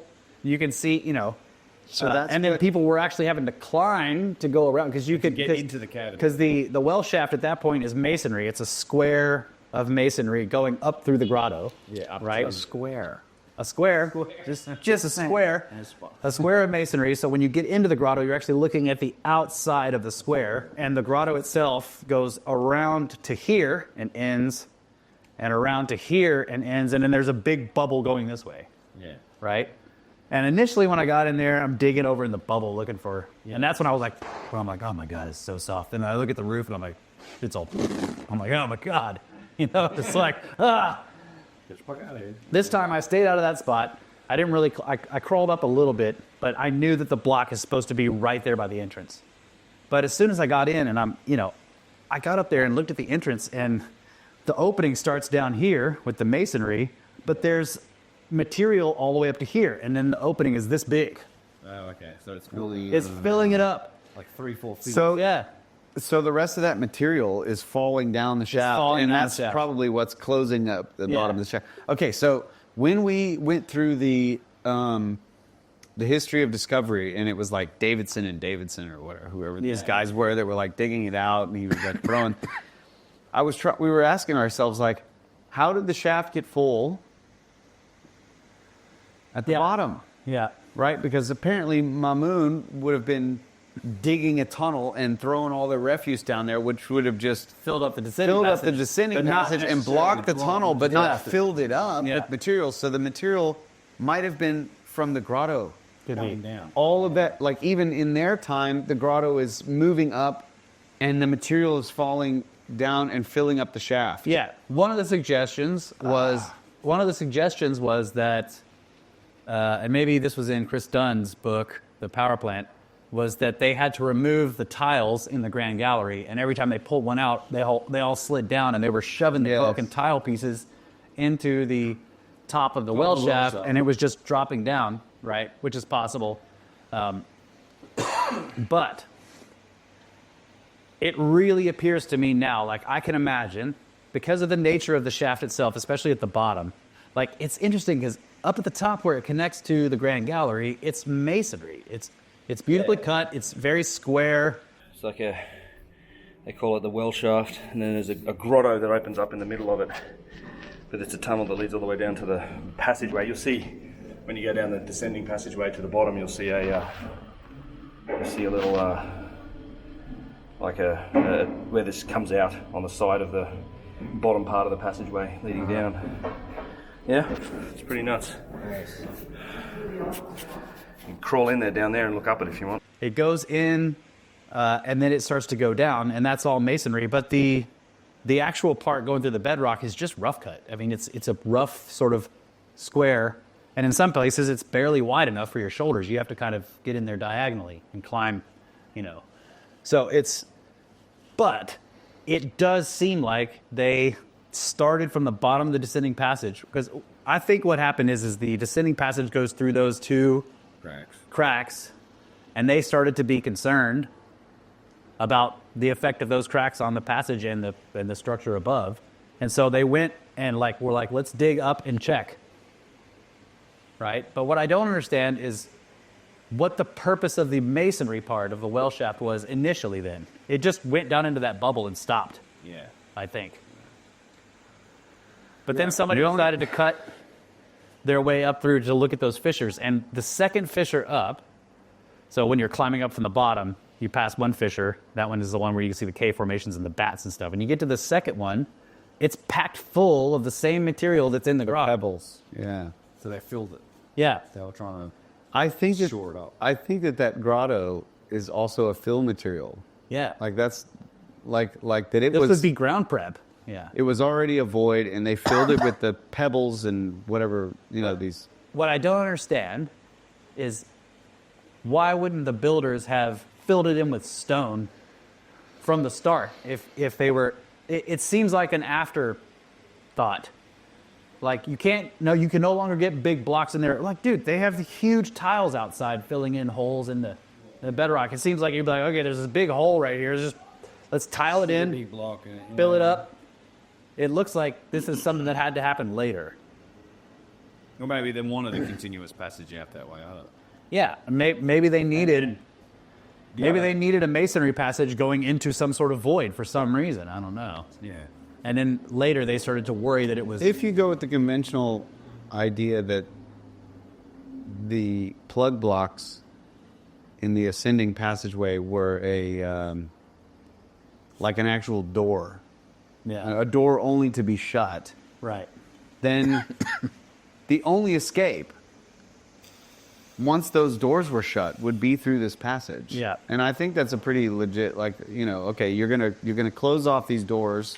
The plug blocks are sitting in the grand gallery, and then the guys that had to finish the job had to basically release the catches on those And things they had and to get out. Yeah. let them slide in, and then they have to get out. That's what I was saying. So they go through the passage, then they go through the rough cut tunnel, and then at the bottom they seal up the wall. But this whole idea of sealing up the wall is kind of ridiculous because it's bedrock. Yeah. Any looter would notice, it's couple all of blocks. bedrock. Oh, hey, here's a block. Yeah. Just yank it out, yeah. So it seems like it would be even ludicrous to even try to seal it because you can't make it look. Yeah, the only way bedrock. would be to plaster the entire thing all the way down. They'll case it over again. Yeah, so you put in some blocks and then you plaster all of it. Yeah. So that the blocks are covered in plaster. And then the plaster is fallen away. I don't know. That's a good point, but it's just... It's a mystery. Yeah. It sure is. Well, it's still not solved. No, and I just been, I always been fascinated with the idea that there's another entrance into that thing, maybe through that hole in the shaft at the bottom of the subterranean chamber. Yep. I'm not sure. I've not found. Maybe someone out there knows, if they've ever dug that out. Dug that all the way out, and It's like it's full of granite stuff. block and the stuff and sediment. And that's the Long thing. been rumored that there was another way in. Or How the did this giant granite block get into the grotto in the first place? Well, so I know how that one did in the grotto. So it was most likely part of whatever mechanism was up at the in the portcullis, up in the antechamber. It just seems like the hardest possible place to put it. Well, they shoved it in, so it was documented as being stuck in that masonry passage in the well shaft. for like decades. It was a 600-pound block, so they kicked it. Might have been in the way. They shoved it in that hole, and it was jammed in the upper part of that passage for a long time. One of the reasons why I wanted to get to it, because I wanted measurements. Like, will it even fit through the entrance? Yeah, it's a good question, but it's 600-pound. But it is documented as being stuck in there. People talk about it, and then the guy, I think there's a story of the dude who eventually got it loose, and then it fell down and it ended up in the grotto. Yeah, but that's the other problem. How does it get? Nothing falls and ends up in the grotto. You'd have to go sideways. Yeah. Well, maybe it was This is what- maybe Yeah, because it's just a vertical shaft. Yeah. Maybe it was instead of kicking it loose, it was like this wedge. They had to just like somehow Unless the it kept catching and they shove it in there. Yeah, So- I Unless think the well shaft was completely full of debris. Yeah. And a block fell, and then they pushed it into the grotto as they were digging down. and then Yeah. dug it out. that thing has two. That makes more sense because it's like, the well shaft gets small at some places, right? So if you got a big block, you probably could get it through that opening into the grotto, but it isn't going to go all the way down through the passage. If you shove it down farther, it's just going to get wedged in, and then you're going to be screwed. Yeah, it's a broken piece apparently. It has two drills on it. It's probably some mechanism. The antechamber. And it could be dug out, but it's Yeah. dangerous in there, dude. Yeah, I think We don't want to be I think messing we with just- I think at this point we just go with the documented history of it. I mean, it's that block's the interesting part, I think, in the grotto, at least for me. Well, there is something else I found in there that is weird. Well, yes. Yeah. Yeah, maybe we save it for you or Yeah. There was some discovery that was made in there that's like, Yeah, what is this? this is it. Yeah. May have been revealed by the collapsing. Yeah, exactly. Yeah. What? Well, you don't know? Tune in. Tune in next time. We'll find out. Okay. All right. Yes, so. Vases. Yeah, let me Cliffhanger. unlock that. Yeah. So there's been some other things that actually happened while we were here, as a matter of fact, and something else that happened 10 years ago at this point that I thought was really interesting. I was made aware of is that I just thought this was an extremely cool find. In that we I talk endlessly about the hard stone vases from ancient Egypt that are found typically in Egypt, and although there are other precision artifacts in places like Turkey and some that sort of show up in Greece and here and there, but I did not know this, but they have also been found in Syria, which admittedly is not that far away from Egypt, given it borders it. But these things there have been hard stone vases found in like a 3,500, 3,600-year-old tomb. Yeah. In Syria. Yeah, so published February 2010. Only 50 years later. Yeah. Breaking news, folks. This year, an unplundered tomb cellar was found under the northwest wing of the royal palace in Katna in Syria.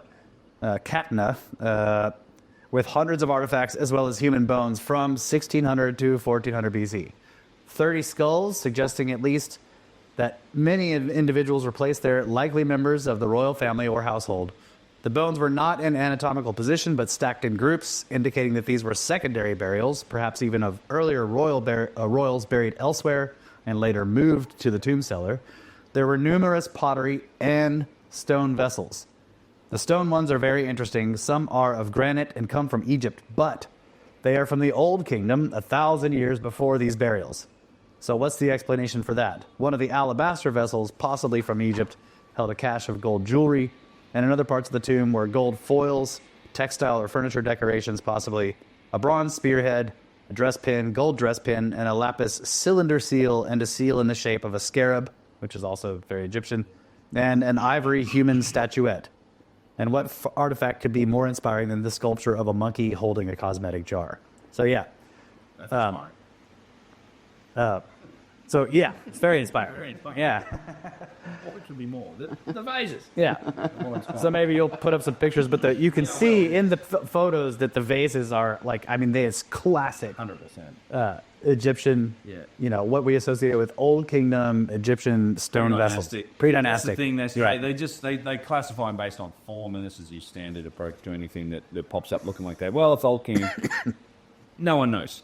Pre-dynastic Old Kingdom. It matches form of both. To be honest, there's alabaster, there's vases, there's dishes. I will put the pictures in here. They do look to have some of the characteristics of the precise ones. Certainly, they're made from the diorites and the stones with the really big inclusions in them. And look, I just think it's good evidence that these things were valuable. They were being traded. You know, they were objects that made their way around. I mean, you know, that's who knows what the range of where they originally found was and who got their hands on them. But it's, you know, And who says these people even got them from Egypt? Yeah. They may have found their own cache of them. indeed, Yeah. yeah, it's just Don't say that to you, Sir Philip. What? Yeah. very in Egypt. But yeah, it's just so it's fascinating. I think it's a good example. I mean, clearly inherited is the other option. Like, Yeah. clearly. I mean, they even call them Old Kingdom. They're 1,000 years inherited at this point. And Yeah. Just sort of admitted in the article, oh, yeah, these are from buried with someone. So they're not saying that these people made them, which is the default position for every other vase that's pretty much found in burials. Unless when you have the, you know, scratched hieroglyphs that indicated somewhere else. And then, then maybe they're inherited. Maybe is this a possibility? I just think it's like, yeah, it's a possibility. It's like, if, you know, the joke I keep making is like, if Matt Bell dies, Oh, yeah. touch wood, he lives forever. If anyone might, he might. But yeah, I mean, if he goes and he's, I'm going to be buried with my cave. Yeah, I know. My bunch of vases, and our civilization ends in 3,000 years in the future. We told him he needs to build a giant triangle. He does. Get himself a huge stone box and bury himself with all of his vases. Because the archaeologists in the future will think he made some really nice vases. That's right. Maybe they'll figure out they've got all of these different properties. Like, this was a smart too. He should One of the things, he should even bury himself with a bunch of the 3D printed ones. And he can make some confusing drawings of somebody doing the 3D printing ones, and they'll be like, well, okay, so they seem to have made these vases in this weird. Yeah. Well, yes, he was imitating them because these other ones are really expensive. Maybe he didn't have all the money. So one of the pieces of evidence that I think is important when it comes to these vases being more ancient than the standard model, or at least in terms of the step pyramid, Djoser, is that ball. Yeah. Granite. Blank. Yeah, so I mean, We'll show you this too. like, I could be wrong about this, but it doesn't have any. I mean, have you thought of any other purpose for this No, thing, I have or no idea what does that anything look? Does it look like? Basketball of granite. Yeah, I mean, it's this big. It's very heavy, like a. I mean, it's just like how you have to get it down 5 levels down into this underground labyrinth of tunnels. It's hard enough to get down there. Yeah, it's a trap. And they had it surrounded in a net, and it just. Yeah. It just comes uppercut and he comes bouncing down. So the point is, Oh, yeah. It's going to break legs. Yeah. the point is, I compare this to lithics. When you're looking for arrowheads or any, like, you know, stone tool lithic types, you're looking for work, blanks, and the raw materials. Yeah. So you'll find, like, say at a quarry site where they were gathering the raw materials, you'll see a lot of raw flint chunks that have a few chips taken off of the cortex, right? So they're looking to see the quality of the flint, and there's like crappy inclusions and all this stuff. The piece is still there, and there'll be a whole lot of them where they're just breaking a few chips off to see. And then you'll have a blank, and a blank is something that you can also find at quarry sites, but most likely you find them near campsites where they had actually taken a piece from the quarry, they had chipped off all the outer cortex, and they had basically a rough shape of something that could be made into a knife, it could be made into a projectile point, it could be made into whatever. It could be thinned down. They're usually kind of thick and bulky. But they've gotten rid of all the excess material that they don't need, and it's a percussive flaking. It's something you can do quick in the field, and then you would bring it to the campsite, and at the campsite, they would like hone it down to like these fine pieces. A collector will collect the fine pieces and also the tools and the pieces all through their evolution. So you'll have like a cortex, like this big chunk of flint with like a few nice pieces taken off of it. And it's like, wow, yeah, you can see they worked that. And then you have the blank, and then you have the actual worked pieces. But if you're the manufacturer, Right. you don't take the blank down into your tomb or into your like sacred space. You take the ceremonial arrowhead with all the notches and all the crazy stuff and, you know, the most beautifully and you put that in the burial. Yeah. You don't bury them with the blanks or the freaking raw materials. Yeah, it's So that's the thing. Like, there's this ball of granite down there that's roughly the size of, like, you know, it's within the size of these, like, fairly standard Bowl vases, yeah. bowl type, pot Yeah. type vases, Cauldron vases. Yeah. And you can imagine, and it's got a flat side, a little bit like this sort of flattened end where it kind of sits just nicely. And I'm like, this is from the manufacturer's site. Yeah. What is it doing down here in where the burials were supposed to be with all of the finished pieces? Yeah. And it suggests to me that they were collectors. It was a collection. right. Because collectors collect every artifact. Yes. This was before they made it into a vase. It's special. Bring it, put it down into the sacred site. Yeah, and in museums, to be fair, there are what seems to be vases in other stages. Yes. Not quite complete. And some of which they call mace heads. I've looked at a lot of these mace heads, and I'm just like, dude, this almost looks like a preformed vase. Preformed It's vase. already been worked at least a bit on the outside, and it's been cored out, but it hasn't. Yeah. I'm sure there were maces. Yeah, sure. There's right, but there are, and yeah, in some other places, these examples of vases in different level parts of production. And that said, we know they were also making them by hand. Like, there is a category of them that is the most precise first. So maybe they were fitting, but I don't know what that thing would be doing down there because they weren't at that point in the Third Dynasty. I'm really not. I mean, I know they were probably attempting to recreate stuff in hard stone as well as the alabaster, but yeah. But that's they were collecting 100%. I mean, That's what I'm saying. It's actually acknowledged that's what they were doing. That's what I'm saying. Like, It's a they had already revered these artifacts from their ancestors. He went out and robbed everybody's tomb. Like, Yeah. Joseph's like, I get them all. Like, he was like, I'm the king, go get them all. I know I know the feeling. I mean, I'm just like, Bring the dump truck. I'm like, where are the middens? Yeah. Let's do Yeah. this. Bring the machines. Yeah. We had a competition. We were out in the desert, you say. One of the things we did in Dahab, and we found some midden, and it was $20 on best piece, and Ross won it and stuff. I was never. God dang it. If you did, I found your very midden. nice piece. You found Fair midden. enough. Yeah, you're the midden hunter. I never should have dropped the midden bet. Damn it! The was like, who finds the midden? It was guaranteed. Kyle gets the. Well, hold on now. Well, okay. Kyle was looking at midden, and I was already looking at it too. And he was like, "This looks like midden." I'm like, "It looks just like midden." He did. He immediately agreed. I was like, this is midden. He was like, yep. Okay. Yeah, because I was already looking around it. You called it. The midden hunter. You called it, but we're standing under that shit, and you could see that the different, it's just the nature of the ground and all the rocks that are sort of the same shape or whatever. And it was like, it We looked got like confirmation within 30 Yeah, we started seconds. looking down. I look Flicks. down. Fight you, Flint. I go down. Boom. Flint flake. I'm like, flakes. they're working flint. Yeah. Done. Burn rock. Bones. Freaking bones. Yeah. Whatever.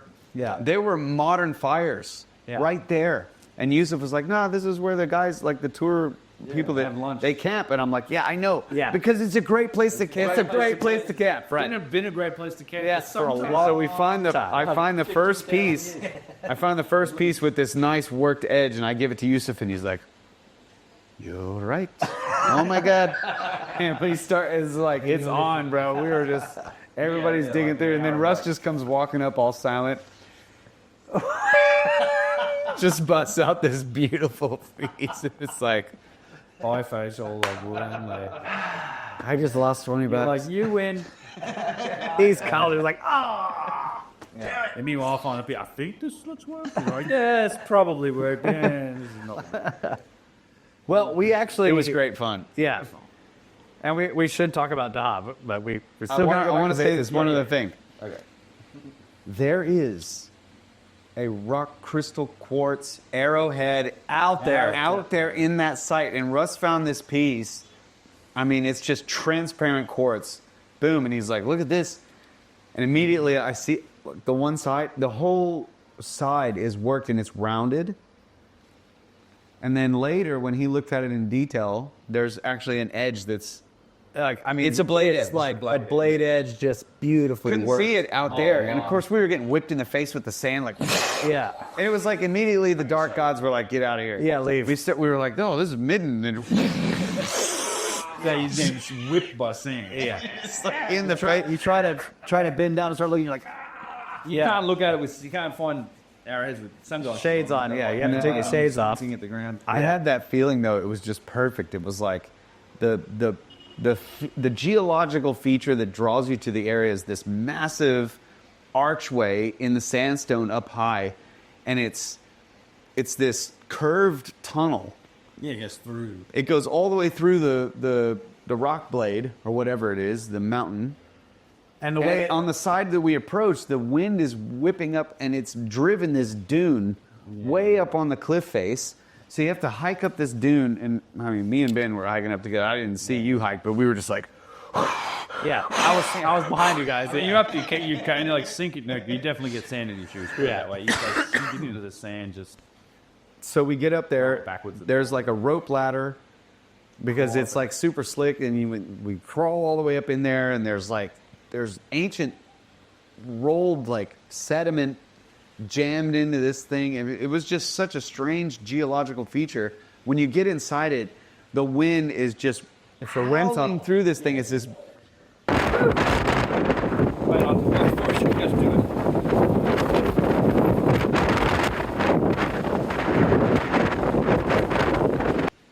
It was amazing. It just geologically speaking, and it felt magical right off the bat. I was just like, dude, this is. When you stand far away from it, it looks like a giant dragon head. It looks like a dragon head. I mean, it looks just like, it's a sleeping dragon, just head laying on the ground, and the archway is the eye. That's what it looks like. He's not saying that's what. I'm not saying it's a dragon. I'm saying that you could see this feature for miles around, and you're like, wow, look at this. And it stands out. Yeah. Yeah. So we're up in the tunnel at first, and it's just like, this is just, it just has that magical feeling of just awe of nature, the power of nature, and this, it's just like, how ancient is this? And just, it's the just, sketch out is spectacular. I mean, it's incredible. White sands. And Yes. So Eastern deserts.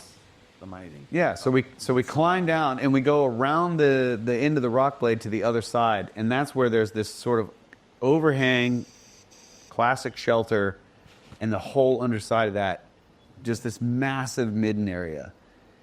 And it was just perfect. It's like, of course, not only is it a shelter from this brutal wind, Yeah. but there's also this just amazing geological feature that you could see from miles away that is just distinctive. And it's also got this sort of magical component to it. You know, the wind howling through this hole in the rock.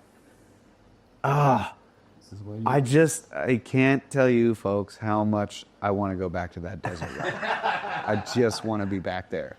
It's so enchanting. Yeah. Anyways. We'll have to drag you to Alexandria anyway. Yeah. Yeah, I'm ready to go. But yeah, so there was another story that popped up while we're here. And in fact, this was more excellent work from our good friend Max Zamel, Dr. Max Zamel, the gas assistant. Some of you may have seen the live stream I did on my channel, and we talked a bit about it. I know you guys talked about it, and I think we did a podcast about it too. The scanning electron microscopy work on Vase fragments. But, since then, Max Zamelov, he's a physicist, nuclear scientist, taught at Penn State for like 8 years or something like that, started his own company. He's doing fusion experiments in his room. He's got like a 9-foot tall Tesla generator. Apparently also has according to this, a 1.5 or 2 ton like lead shield for some radio. How were you with surprise? He does. He has one. Radioisotope experiments that he was doing on these vases. But he's since connected with Matt Bell. And he recently, I haven't watched it yet because we've been here in Egypt. I want to watch it. But He went on Matt Bell, on Matt Bell's. And he is, I'm very grateful to him for getting involved. It's another great example, like Mark missed, of someone who has a very particular skill set, like a really advanced skill set, that he has fallen down the rabbit hole of what the hell are these things, and looking at the results we're getting with the Vase scan project and the analysis, and he's like, well, I'm going to start figuring this out and using my skill set to do that. So, we kind of started that with, he contacted me and we did the scanning electron work. There's still, I talked a little bit about it in the last video. I still need to do a produced video on it and talk about the results, although I have a detailed live stream getting into it. But he recently produced a metrological study of, I think, 22 of Matt Bell's vase. Because at this point, we've got a pretty good database of scanned artifacts. Like, it's not just one or two anymore. Like, there are dozens now that have been scanned. So Matt Bell's got at least 22. He's been getting them scanned with CT X-ray at EMS. And they're producing these fantastic sort of metrological reports, and then he's created a method. I talked about it in my last Vase video, where he was basically, this was exactly what I was hoping would happen with the Vase scan project, was that once you get a significant enough data set, you can start to compare them. You can look at, like, all right, can we do like statistical analysis? Yes, can we classify them? Can we categorize them? And he did exactly that. It's like, okay, so amongst the hardstone ancient vases that Matt Bell has, they fall into two distinct categories. One is very precise, one is less precise. Yeah. And there's a gap between them. And then he also threw in like modern marble vases and a breccia vase, and he threw in the handmade vases that have been used to say, oh, you can make these things with sticks and stones, right, rubbing on with sand, and showed just how ridiculous. Exactly, those explosive mean. My God. He showed just how ridiculous that is with this study, but I thought that was great work. But then he's applied some of his other skills. Yeah, and he's figured out this is something I think fascinating about these things that is like, holy shit! Like, the implications of this are huge. So you guys can find this if you want to read it yourself at maximus.energy. Look for excess of thorium-232 in ancient Egyptian stone vessels by Max. So he says he's subjected 3 of Matt Bell's vases to a radiological study. And he says, specifically, I used a whole bunch of complicated stuff, an alleged shield to capture high-resolution gamma spectra of these artifacts. It took me 24 to 48 hours to capture each spectrum. I also captured spectra of red granite and basalt rock samples to obtain a baseline for comparison, because some of the vases are made of red granite and the other 2 vases are made of basalt. So the results, he say, the gamma spectrum of the precise basalt vase, the precise one, compared to the gamma spectrum of the basalt rock, is shown in his figures here. Basically, he says there is a 2.5 times excess of the thorium, right? That's what this is? Yes, thorium-212. And a 2 times excess in thorium-214. These peaks are evident, which indicates the increased activity. Oh, wait, no. So thorium-232 and U-238 decay chains. So basically, let me just go scroll down. He's got a bunch of graphs here. Preliminary findings. Okay. So he says, because I studied only a very limited sample of vessels, the findings so far must be classified as preliminary. Nevertheless, intriguing patterns emerge. The precise vases are characterized by 2.5x stronger thorium-232 activity compared to the imprecise vases. The precise vases are characterized by 2.5x stronger thorium-232 activity compared to the basalt and red granite samples. The gamma spectrum of the imprecise vase is consistent with the basalt.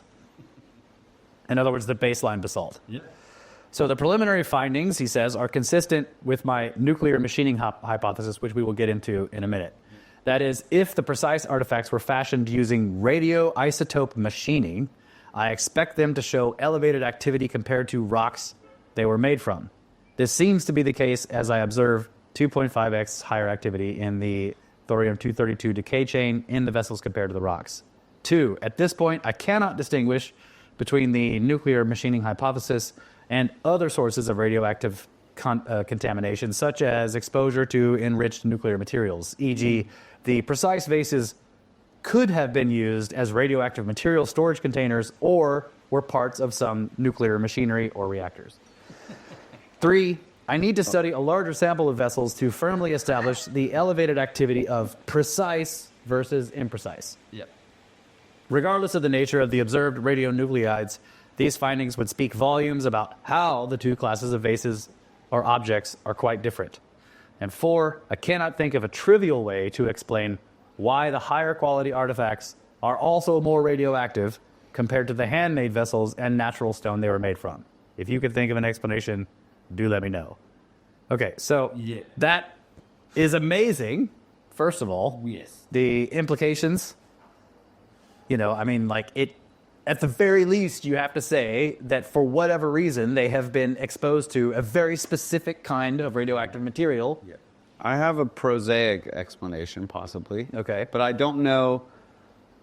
I haven't really looked at his data set. I'm just listening. So, like, how many, samples, how many imprecise versus precise? I need a couple. Blah, blah, blah. That's Okay. what- He that's did what- 3 that's what vases. it is. 3 vases. So that's why he said So let me preliminary. make this. First, I'm going to tell you what Grok says. Okay. Okay. Just about thorium-232. So, in natural basalt, thorium-232 concentrations usually range from 0.1 to 10 parts per million. Yeah. Okay, depending on where the basalt comes from and how it's formed. So, oceanic basalt tends to have a lower thorium, around 0.1 to 1 parts per million. Sure. Whereas continental basalt or basalt from volcanic arcs can have higher levels, up to 5 to 10 parts per million. Granite has more thorium, 10 to 20 parts per million or higher. So my thought is this. Could it be that the precise vases have an older and a higher quality basalt quarry that had a higher thorium content, Could be. and the imprecise vases are from like a different quarry in later times that has a lower basalt content by a couple of, a factor of 2 or 3 or whatever. It could be. I mean, he is comparing. That's what this is. So what he's saying is, okay, it's weird that the precise ones have as compared to the imprecise ones made of the same material, and as compared to the samples of the base rock. Yeah. If that's what But he's is in the- high read. But we don't know that the samples are at the actual quarry, right? Yeah, So the base rock the same, one of the- like... he was messaging me when he put this. Yeah, he needs samples from the quarry. One Yeah. of the things I said is that we do actually have, or you Yeah, actually have a I piece think of so. basalt from, because we went out and visited the basalt. What is the Supposedly, primary and really the only known source of basalt for ancient Egypt is up in the Fayum. It's in the mountain range, and we climbed up there and yeah. went out. And we We have a piece of basalt from that. yeah, we probably have a piece of basalt somewhere from that. Like, it's just... Well, we can get one. Yeah. If we don't have one, we will get one. Literally, like, it's just all over the ground. Like, Yeah. it's literally Just need to basalt pick rock. up It's a just nodule. it's a rock of basalt. Eh? Yeah. Yusuf probably has one. And nonetheless, like you said, he can't think of a trivial reason. Maybe he's considered, I don't know. He said he can't think of a trivial reason why this would be the case, but he has to study other samples. I think it's fascinating. Like one of the other fragments that I have access to is, I think I've told you guys about it. It has like it's like the bottom part of a vase. The bottom, you've got a little curved, like the flat bit on the bottom, and then it curves up. But when Yusuf showed it to me, he's like, "Yeah, this is no good because it's all messed up on the inside." I'm like, "No, that's something's eating away at that Yeah, stuff." we need to look at it. Inside, that Yeah. under a microscope, I think, or it would just even elemental would, and it would be interesting because, like, his hypotheses of trying to explain this of like, okay, so nuclear machining is the radioisotope. Yeah, so I got this what do pulled we up. call it, the machining hypothesis. Nuclear machining We'll get hypothesis. to that, but the other one is like obviously fascinating to me because it's like this. This is one of the contentions I've always had about them. Is I feel like these are functional things that were then later inherited, used ceremonially, and probably used as vases. A lot of them don't function as vases. Endless examples of pointy tips. They need a frame. They're too small. They don't have lug. Whatever it is. Yeah. Don't work well as vases. Lug handles don't work as handles really well in a lot of cases. But I think it's a possible explanation for them is that they were part of some functional apparatus. Yeah, Or I really love the idea of the handles being some kind of locking mechanism. Yeah, you like plug it in and turn it. Turn it. Yeah. The cam lock, yeah, that's Always will. I've looked at those and thought, yeah, like, Yeah, that's good. You put your nuclear stuff in there and you just if you haven't watched the marbles, every time they go get the power cell or the battery. yeah. Yep. There it is. It's just the thing. It's like this is the container for the green shit. Yeah, even in Fifth Element, you need green stuff. Glowing green shit. Yeah, you need a glowing green shit to power up your spaceship. No, they held the glowing green shit. But he has another hypothesis. I actually don't know This much about this. is really cool. Nuclear machine So again, hypothesis. shout out to Max, Yes. who has been awesome about all of this. And I really encourage you guys, just go to the website and check this out, because I'm not going to read all of it. I'll just go to skip through and give you the abridged version. But again, at Maximus... Max. You haven't met Max yet. Kyle hasn't met Max, at Maximus.energy. So, nuclear machining hypothesis. Marveling at the precision of ancient Egyptian stone artifacts, be that granite sarcophagi or stone vases, I realized that we are trying to explain how these objects could have been made using our contemporary technology. If we are to believe that these artifacts are a legacy of a much older and much more advanced civilization, then it is futile trying to explain these marvels with our limited knowledge. Surely this advanced civilization did not use cutters, saws, and end mills that we use today for the same reason that we do not use flint tools, copper chisels, or potter's wheels in modern-day manufacturing. So we need to look further. What powerful yet plausible technology could this hypothetical advanced civilization have used? So allow me to formulate a hypothesis. It is common knowledge that nuclear energy packs millions of times more power per unit mass compared to chemical fuels. What if this hypothetical advanced civilization used nuclear machining rather than a mechanical one? Allow me to explain. So this is great because I immediately started thinking of the Shamir. Cutting with ion beams, a Jedi lightsaber. Ion beams are commonly used for micromachining, e.g. when high voltage accelerates ions, the high velocity ions impinge on the surface and dislodge atoms. One can do the same thing using unstable, short-lived radioisotopes that emit alpha particles. Take, let's see, what's PO? Polonium? PO. Somebody look up PO on the old, Yeah, let me do that for I think you. it's polonium. You got mine. Polonium-210, for example. These atoms decay by emitting alpha particles, which are helium ions traveling at very high velocity. A milligram of this yes. polonium, right? Yeah. A milligram of polonium-210 would emit a horrendous flux of helium ions, which would ablate any surface they come in contact with. Wow. Suppose we have a way to coat a blade with a rich surface layer of polonium-210. Such a blade would ionize the air in its vicinity and will glow like a Jedi's lightsaber as alpha particles scatter on air molecules, lose energy, and emit light in the process. However, should such an alpha emitter coated blade come into contact with a solid surface, the alpha particles would ablate it away at a rapid rate, and the blade would cut through stone without any effort. Oh my gosh. I love this guy. In the case of such a blade, it won't be the physical effort that does the cutting. It would be the ablating action of the alpha particles, which draw their power from the astonishing energy confined within the nucleus.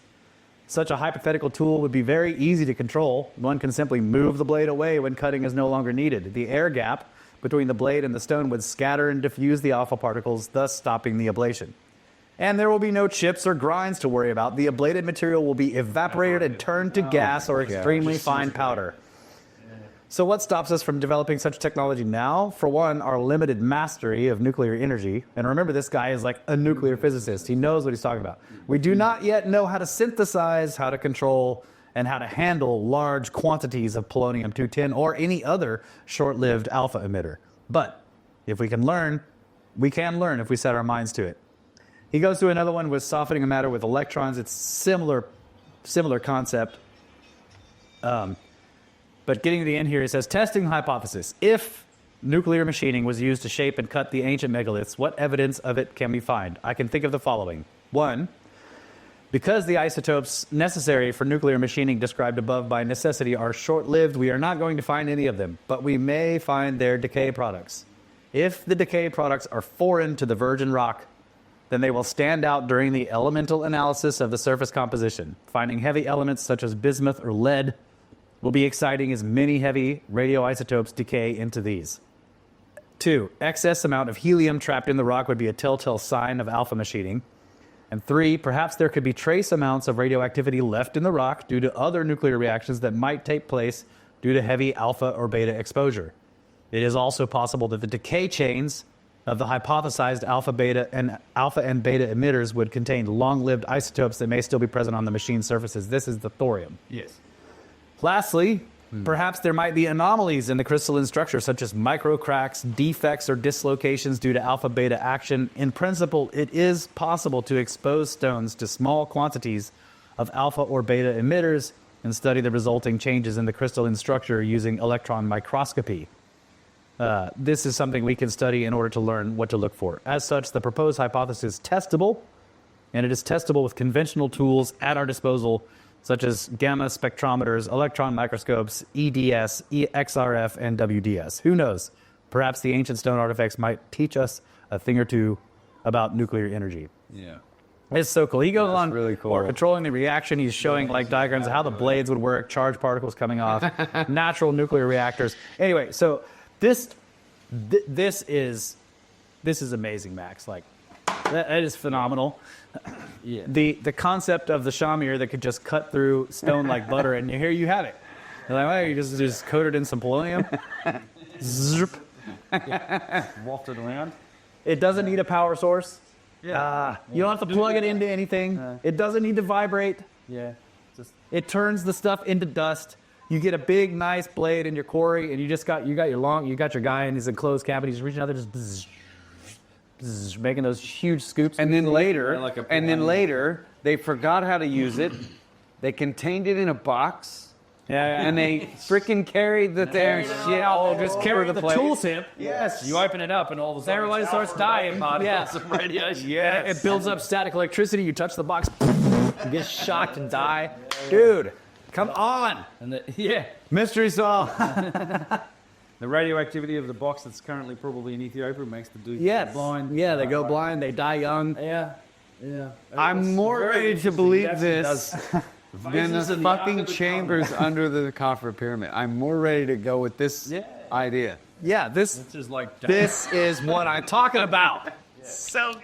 And then he finds elevated levels of thorium. Yeah. In the precise vases. So if there's anyone in the UK that has a 1.5 ton lead shield that Max can barrel, Yeah, we knew that. he is going to the Petrie Museum. He has an appointment. He's going over to do some work. I know, and he said he unfortunately can't bring. Getting 1.5 tons up the stairs and through the little... It's going to be difficult. Well, yeah, leaking true. But yeah, it's all.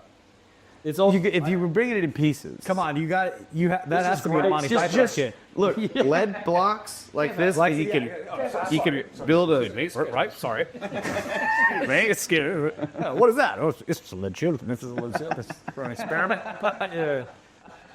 Yeah, I mean, it's fantastic. I love this. That again, it's like Dunn did it with that Serapeum. I mean, and this is like, I love knowledgeable speculation like this. Admittedly, that's what it is, and it's. Yeah, it's if you're proposing a hypothesis based on the limited data that we have. Obviously, the intent is to find more data, but man, like this is, it's the thing about the vases that we keep digging deeper and learning more about it, and it's just like, all right, it keeps heading in this direction. Yeah. Remember, There's something else. This is not explain. Look, the goalposts have shifted, right? This is the best thing about this whole vase scan discussion to me is that it used to be like, no, it's just, look, primitive people rub on this shit with rocks and stones and sand. That's all it is. It's just they tried really hard, and they did it. Yeah. But now they it's were like, proud to work for the pharaoh for their entire life. To make one completely shifted. Like, well, you just, like you get a compass. You draw it like a perfect circle. Do this thing.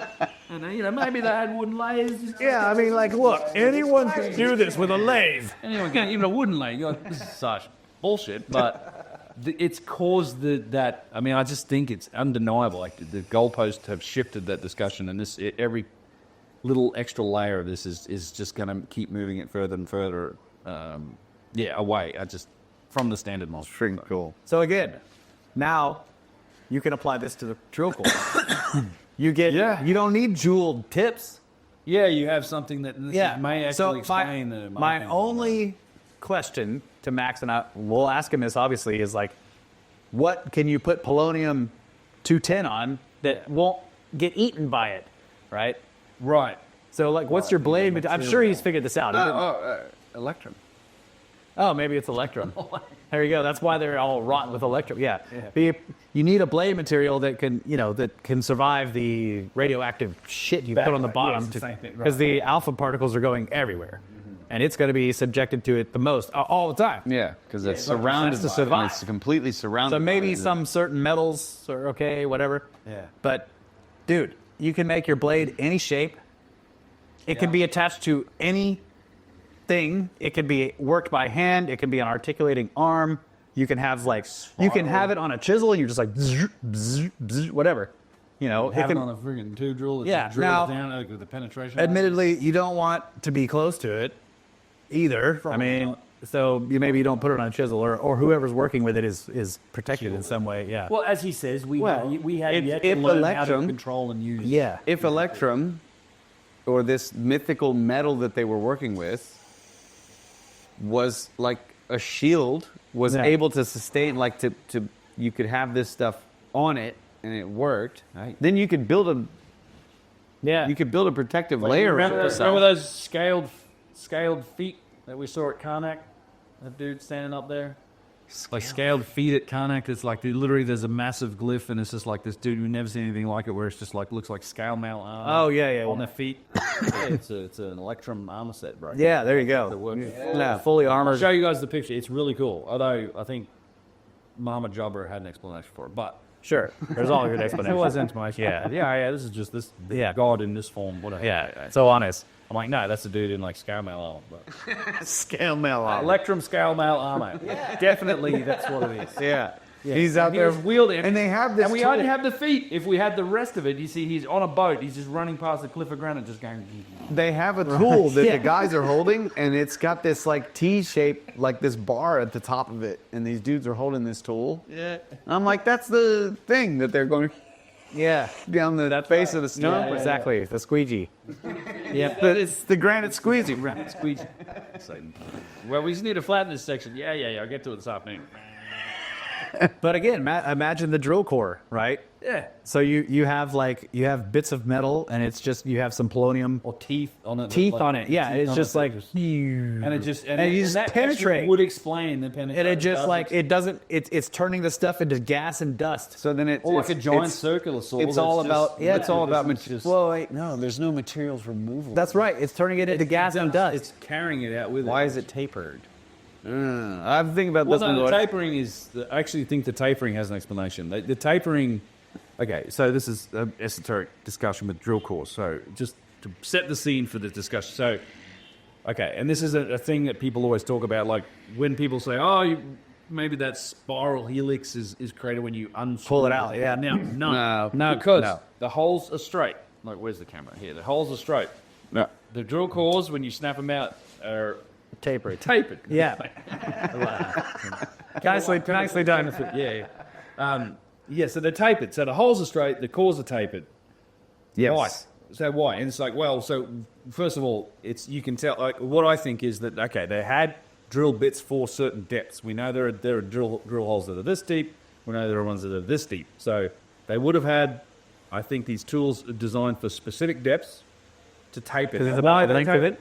Yeah, it's about, so you can't taper, you can't just endlessly, you can't just keep tapering, it's going to taper out. Yeah, so But for widths and depths, they had different tools. But here's why I think they were tapered, is because if you get down to the bottom of those drill cores and you can see the lip, it's like a millimeter or two thick. I mean, how? Yeah, I know. The whole idea of the drill core is what? It's to remove as little material as possible to then remove the. You think the core. tapering was built into the interior shape of the core? taper is built into the interior shape. It's built into the tool. And you have, Like like, this way, but the inside's like that. inside, right? So for a certain depth. yeah, you have, Like, I let's want say a you have 5 this inch one. depth, you go down, And you it take it stops. out, you break the core off, What's then you it? put the tool back in, and you can go down another. No. If you need one that's 12 inches deep or 14, like the ones in the Great Pyramid are like this at the door, Yeah. like the deep, that's fine. The reason that I think they're tapered is that you need some space. Like it's still you still are removing that drill core with some manual. Like you're snapping it off. We know they snapped them off. Those cores, you need maneuver room at the you top. need room to shove a friggin' chisel or some big bar in there, something to lever that thing and snap it off. We still do this today, even as advanced as we are. we with wood or whatever, you cut it out and then you got to chisel that thing in there, and you have to snap it off. But if the whole thing was a millimeter thick the whole way down, you just are left with this millimeter. Yeah, you don't have enough. Enough it would room flex, and you wouldn't have to enough. flex and to get it in there and pry it and snap it off. yeah. I think that's why they tape. It's literally just a mechanical. How do we snap it? By the way, how the fuck are you snapping off a 9-inch or even a 20-inch drill core? Like the one at Karnak, it's like it's this deep and it's like this wide, like Resonance.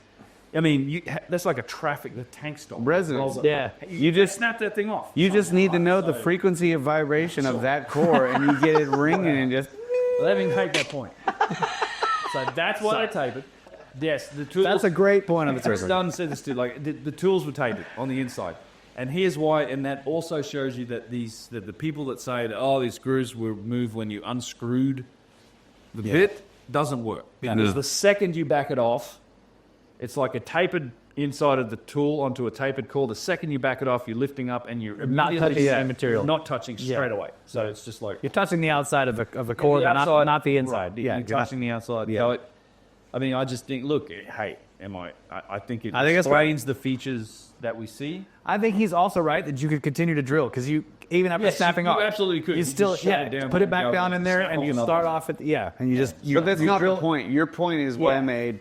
Yeah. That the striations can't be from removing it because the tape, as soon as you pull up, it's not touching anymore. Right. And the It's not taper is unscrewed. built in because you do need that leverage. At the top. Like if you're Fit a because chisel. the leading cut. I mean, it's a perfect combination of these 2 points.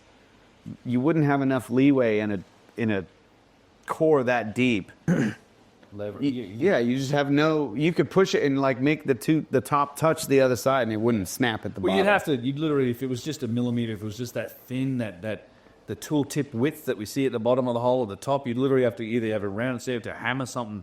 Yeah. You bust up the hole. You'd break the edges of that hole. The other thing You want the hole, not the core. Exactly. So you don't The want core is not the purpose. The other thing I really like about the snap. interior taper of the tool is that it seems like it would give the tool a lot of stability. Yeah. That it isn't gonna wanna Wobble. like you're actually like it's always contacting, right? And that the whole time it's going down, all of it is drilling. Yes. Because as the interior, It's it's drilling away. continuing to work on the stone, Yeah, so it's like core- incredibly stable. The core actually itself explains actually also keeps it stable. The drunken spiral. Yeah, exactly. But it's not one cutting tip. It's several. Many cutting tips on the inside and the outside. Here's the theory. Imagine this friggin' polonium 210 thing. That explains you don't need Petrie's. Even Petrie said you need 2 to 3 tons Right. No. of pressure on like a 4-inch tube drill. Now he was like, he's just trying to understand how that penetrated so quick. But yes, that would explain it, and you can, and also the mechanism of just like you're evaporating the material. Yeah. So it's just You might just be blasting that damn thing with compressed air at the same time. Yeah. And it's just like you don't need water cooling. You don't need a slurry. You just plunge it into the stone, spinning it slowly. You don't have to spin it fast. It's just like Yeah, I don't think. pull it out, Yeah. kink, pull it out, kink. Yeah. The other thing is, this thorium-232 is naturally occurring in all of this bedrock and all of this. So it's like, I guess it's not far-fetched. I mean, I don't know how to isolate it. Like maybe the process of isolating this material would be very difficult. It's very, But the fact that it's so abundant makes it plausible. This is not something that they had to manufacture or enrich. They could find it in the natural world. I mean, and we're discovering the benefits of thorium now too. Like the thorium molten salt reactor is like one of those inventions that's potentially could change our entire relationship with nuclear power. It's very safe. Like they're looking, they've made nuclear reactors out of it. Thorium molten salt is. what was this deal with the salt? Yeah, Yeah, it's molten salt. So there's potentially this may have been these vases may have been part of a. This is complete speculation, just so we know. They may have been part of a ancient power source that we could have been using technology like a thorium molten salt reactor, Yeah. and that's a reason why we're seeing radioactive decay in these precise vases because they were machined with from a culture and a civilization that had that capability and understood what they were for, and they're part of a functional apparatus. I mean, again, there's two classes. Like even with I make the big deal with the Tale of Two Industries about the alabaster ones versus the hardstone vases because it's so blindingly obvious and clear. It's the best way to make that point. But there are also the hardstone vases that are in that imprecise class that were handmade. There's examples of those too. Okay. I simplify it just for that Tale of Two Industries in most settings. That there's nuance, as with all of these things, there's endless nuance and detail. I just have this one little thing I'd like to throw out there about the molten salt reactor. Yeah. So yeah, according to Grok, the leading thorium reactor concept is the liquid fluoride thorium reactor, a type of molten salt reactor. Yeah. It's dissolved in a molten salt. The thorium is dissolved in a molten salt at high temperatures, 600 to 700 C. It runs at atmospheric pressure. It's safer. Yes. It's not a high pressure. Salt doubles as a coolant and fuel. Okay, so the memory, again, going back to like the memory from the dynastic Egyptians of this technology is in their anointing of the temples. Like they're building these temples, but they're doing it with what? Sandstone. Yeah. They can fucking rub it flat. They can do all this stuff. And then they carve in the temples this thing like the temple is it's something that the gods made, and the gods are anointing the temple, and there's these carvings of them with this. They're pouring salt. what over the temple? Salt. Yeah. Yeah. I love this. Yeah. Yeah. The anointing of the temple. It's like it's incredible. Just this idea that there's like a thorium reactor, and there's this salt thing, and then I don't know. Yeah, and there's that. It's so whole, cool. I mean, that whole that's absolutely. I've got this video in the works. Is that it's surrounding like the topic is the Dodera light bulbs, but it's going to have a preamble talking about the interpretation that you heard me give the spiel on the site in the tour about the possibility that what we're seeing, these scenes and these anointings and all of these weird devices and things they're holding up, could well be these cultural echoes thousands of years ago of things that were once functional. The civilization ended. These are stories told around campfires and in oral tales for generations upon generations. Yeah. And then the religion starts, the civilization starts, there's structure and there is a framework built up around it and a priesthood, and they start to ritualize it and symbolize it. And then that evolves, and that evolves for thousands of years. And the symbology changes and evolves, and you put a little face on it, and you know the wasp staff becomes like a bird head or a dragon. It becomes anthropomorphic, whatever. Like there's it's and you can look at it and go, this is weird. Like the thing he's holding in his hand, like the handbags is another example, right? So I think it's like it may have just gone through this filter of thousands of years of symbolic, ritualized cargo cult behavior of like, this is a memory of something that worked, and if we get it around the fire enough and worship it enough, maybe it'll come to life and give us these magical, mystical powers that it's just technology that we're mistaking as magic now. Like, I love it. I think that's a great way to, when you go into these temples and you look at what's on the walls, to consider that. Just like, what is this? Is this like this warped version through thousands of years of this culture and framework and structure? Yeah. And it's just evolved from this idea and this story that they had originally that might actually have a seed of reality to it. Like Fantastic. the tablets in Ethiopia, right? It's like Graham goes through this whole thing. Like they have these gigantic processions where the priests carry these things through and they're not the ark. They're tablets. It's a tablet. Yeah. They're carrying tablets around. Tabit. A tablet. Yeah. Yeah, the tribes building wooden airplanes. Yes, exactly. It's cargo culted. Yeah. Right. And I'll put examples in here. What I would love to see is an engineer develop a way, not using modern technology, but let's say go as primitive as you can and develop a way to utilize thorium-232. You know what I'm saying? Rather than, I mean, it's But do it way out in the desert. no, I'm not saying actually do it. Can I set this on fire? But it's way out in the desert. I'm not That's saying by compressing instead of. I'm not saying actually do it. I'm talking about theoretical development. That's not nearly as fun. A theoretical development, like the on, Max. like the Giza power plant, like the Giza power plant, right? Like it's this idea, A conceptual, this engineer, yeah. this conceptual idea of how to like use this pyramid to create power. Yeah. It's the same thing, but with this thorium 232. Like, how could you stumble upon this or like utilize it in the most basic way possible? Because we Build up from there. wouldn't think about it normally in normal engineering terms. They're like, well, we have all this modern technology, we can use all the tools at our disposal. Yeah. I would like to see like least possible tools.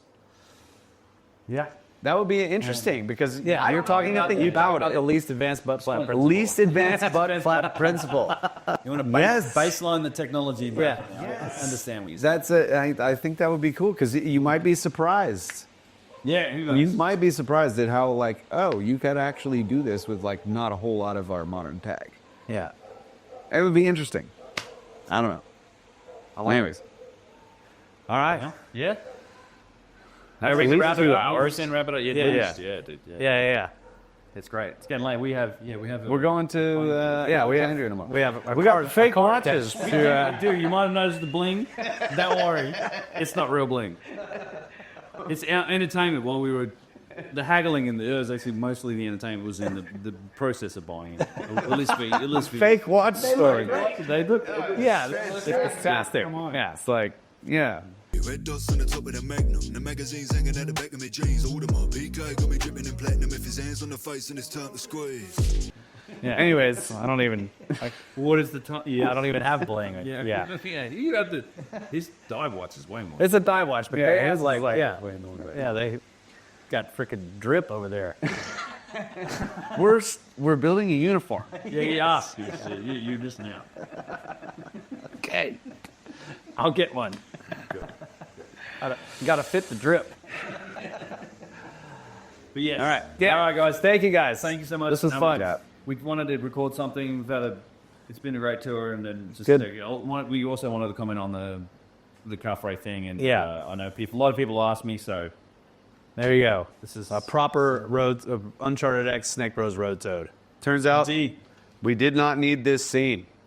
We didn't need it at all, But I accidentally used it multiple times. We used it in the first take. We completely went down. We just did 20. No, this is good because it'll be good audio. You know, people can listen. Indeed, yes, this was all audio. So yes, this can be an MP3 file. Hey man, I might even put it. There you go, Bubba. Yes, podcast episode. New UnchartedX podcast. That'd be like 8 months since the last. Yeah, I was also on the last one. I was already there. Sorry. All right, thank you guys so much. We love you. Cheers. Always have. Always will. Good night, Adamu. Get back to work.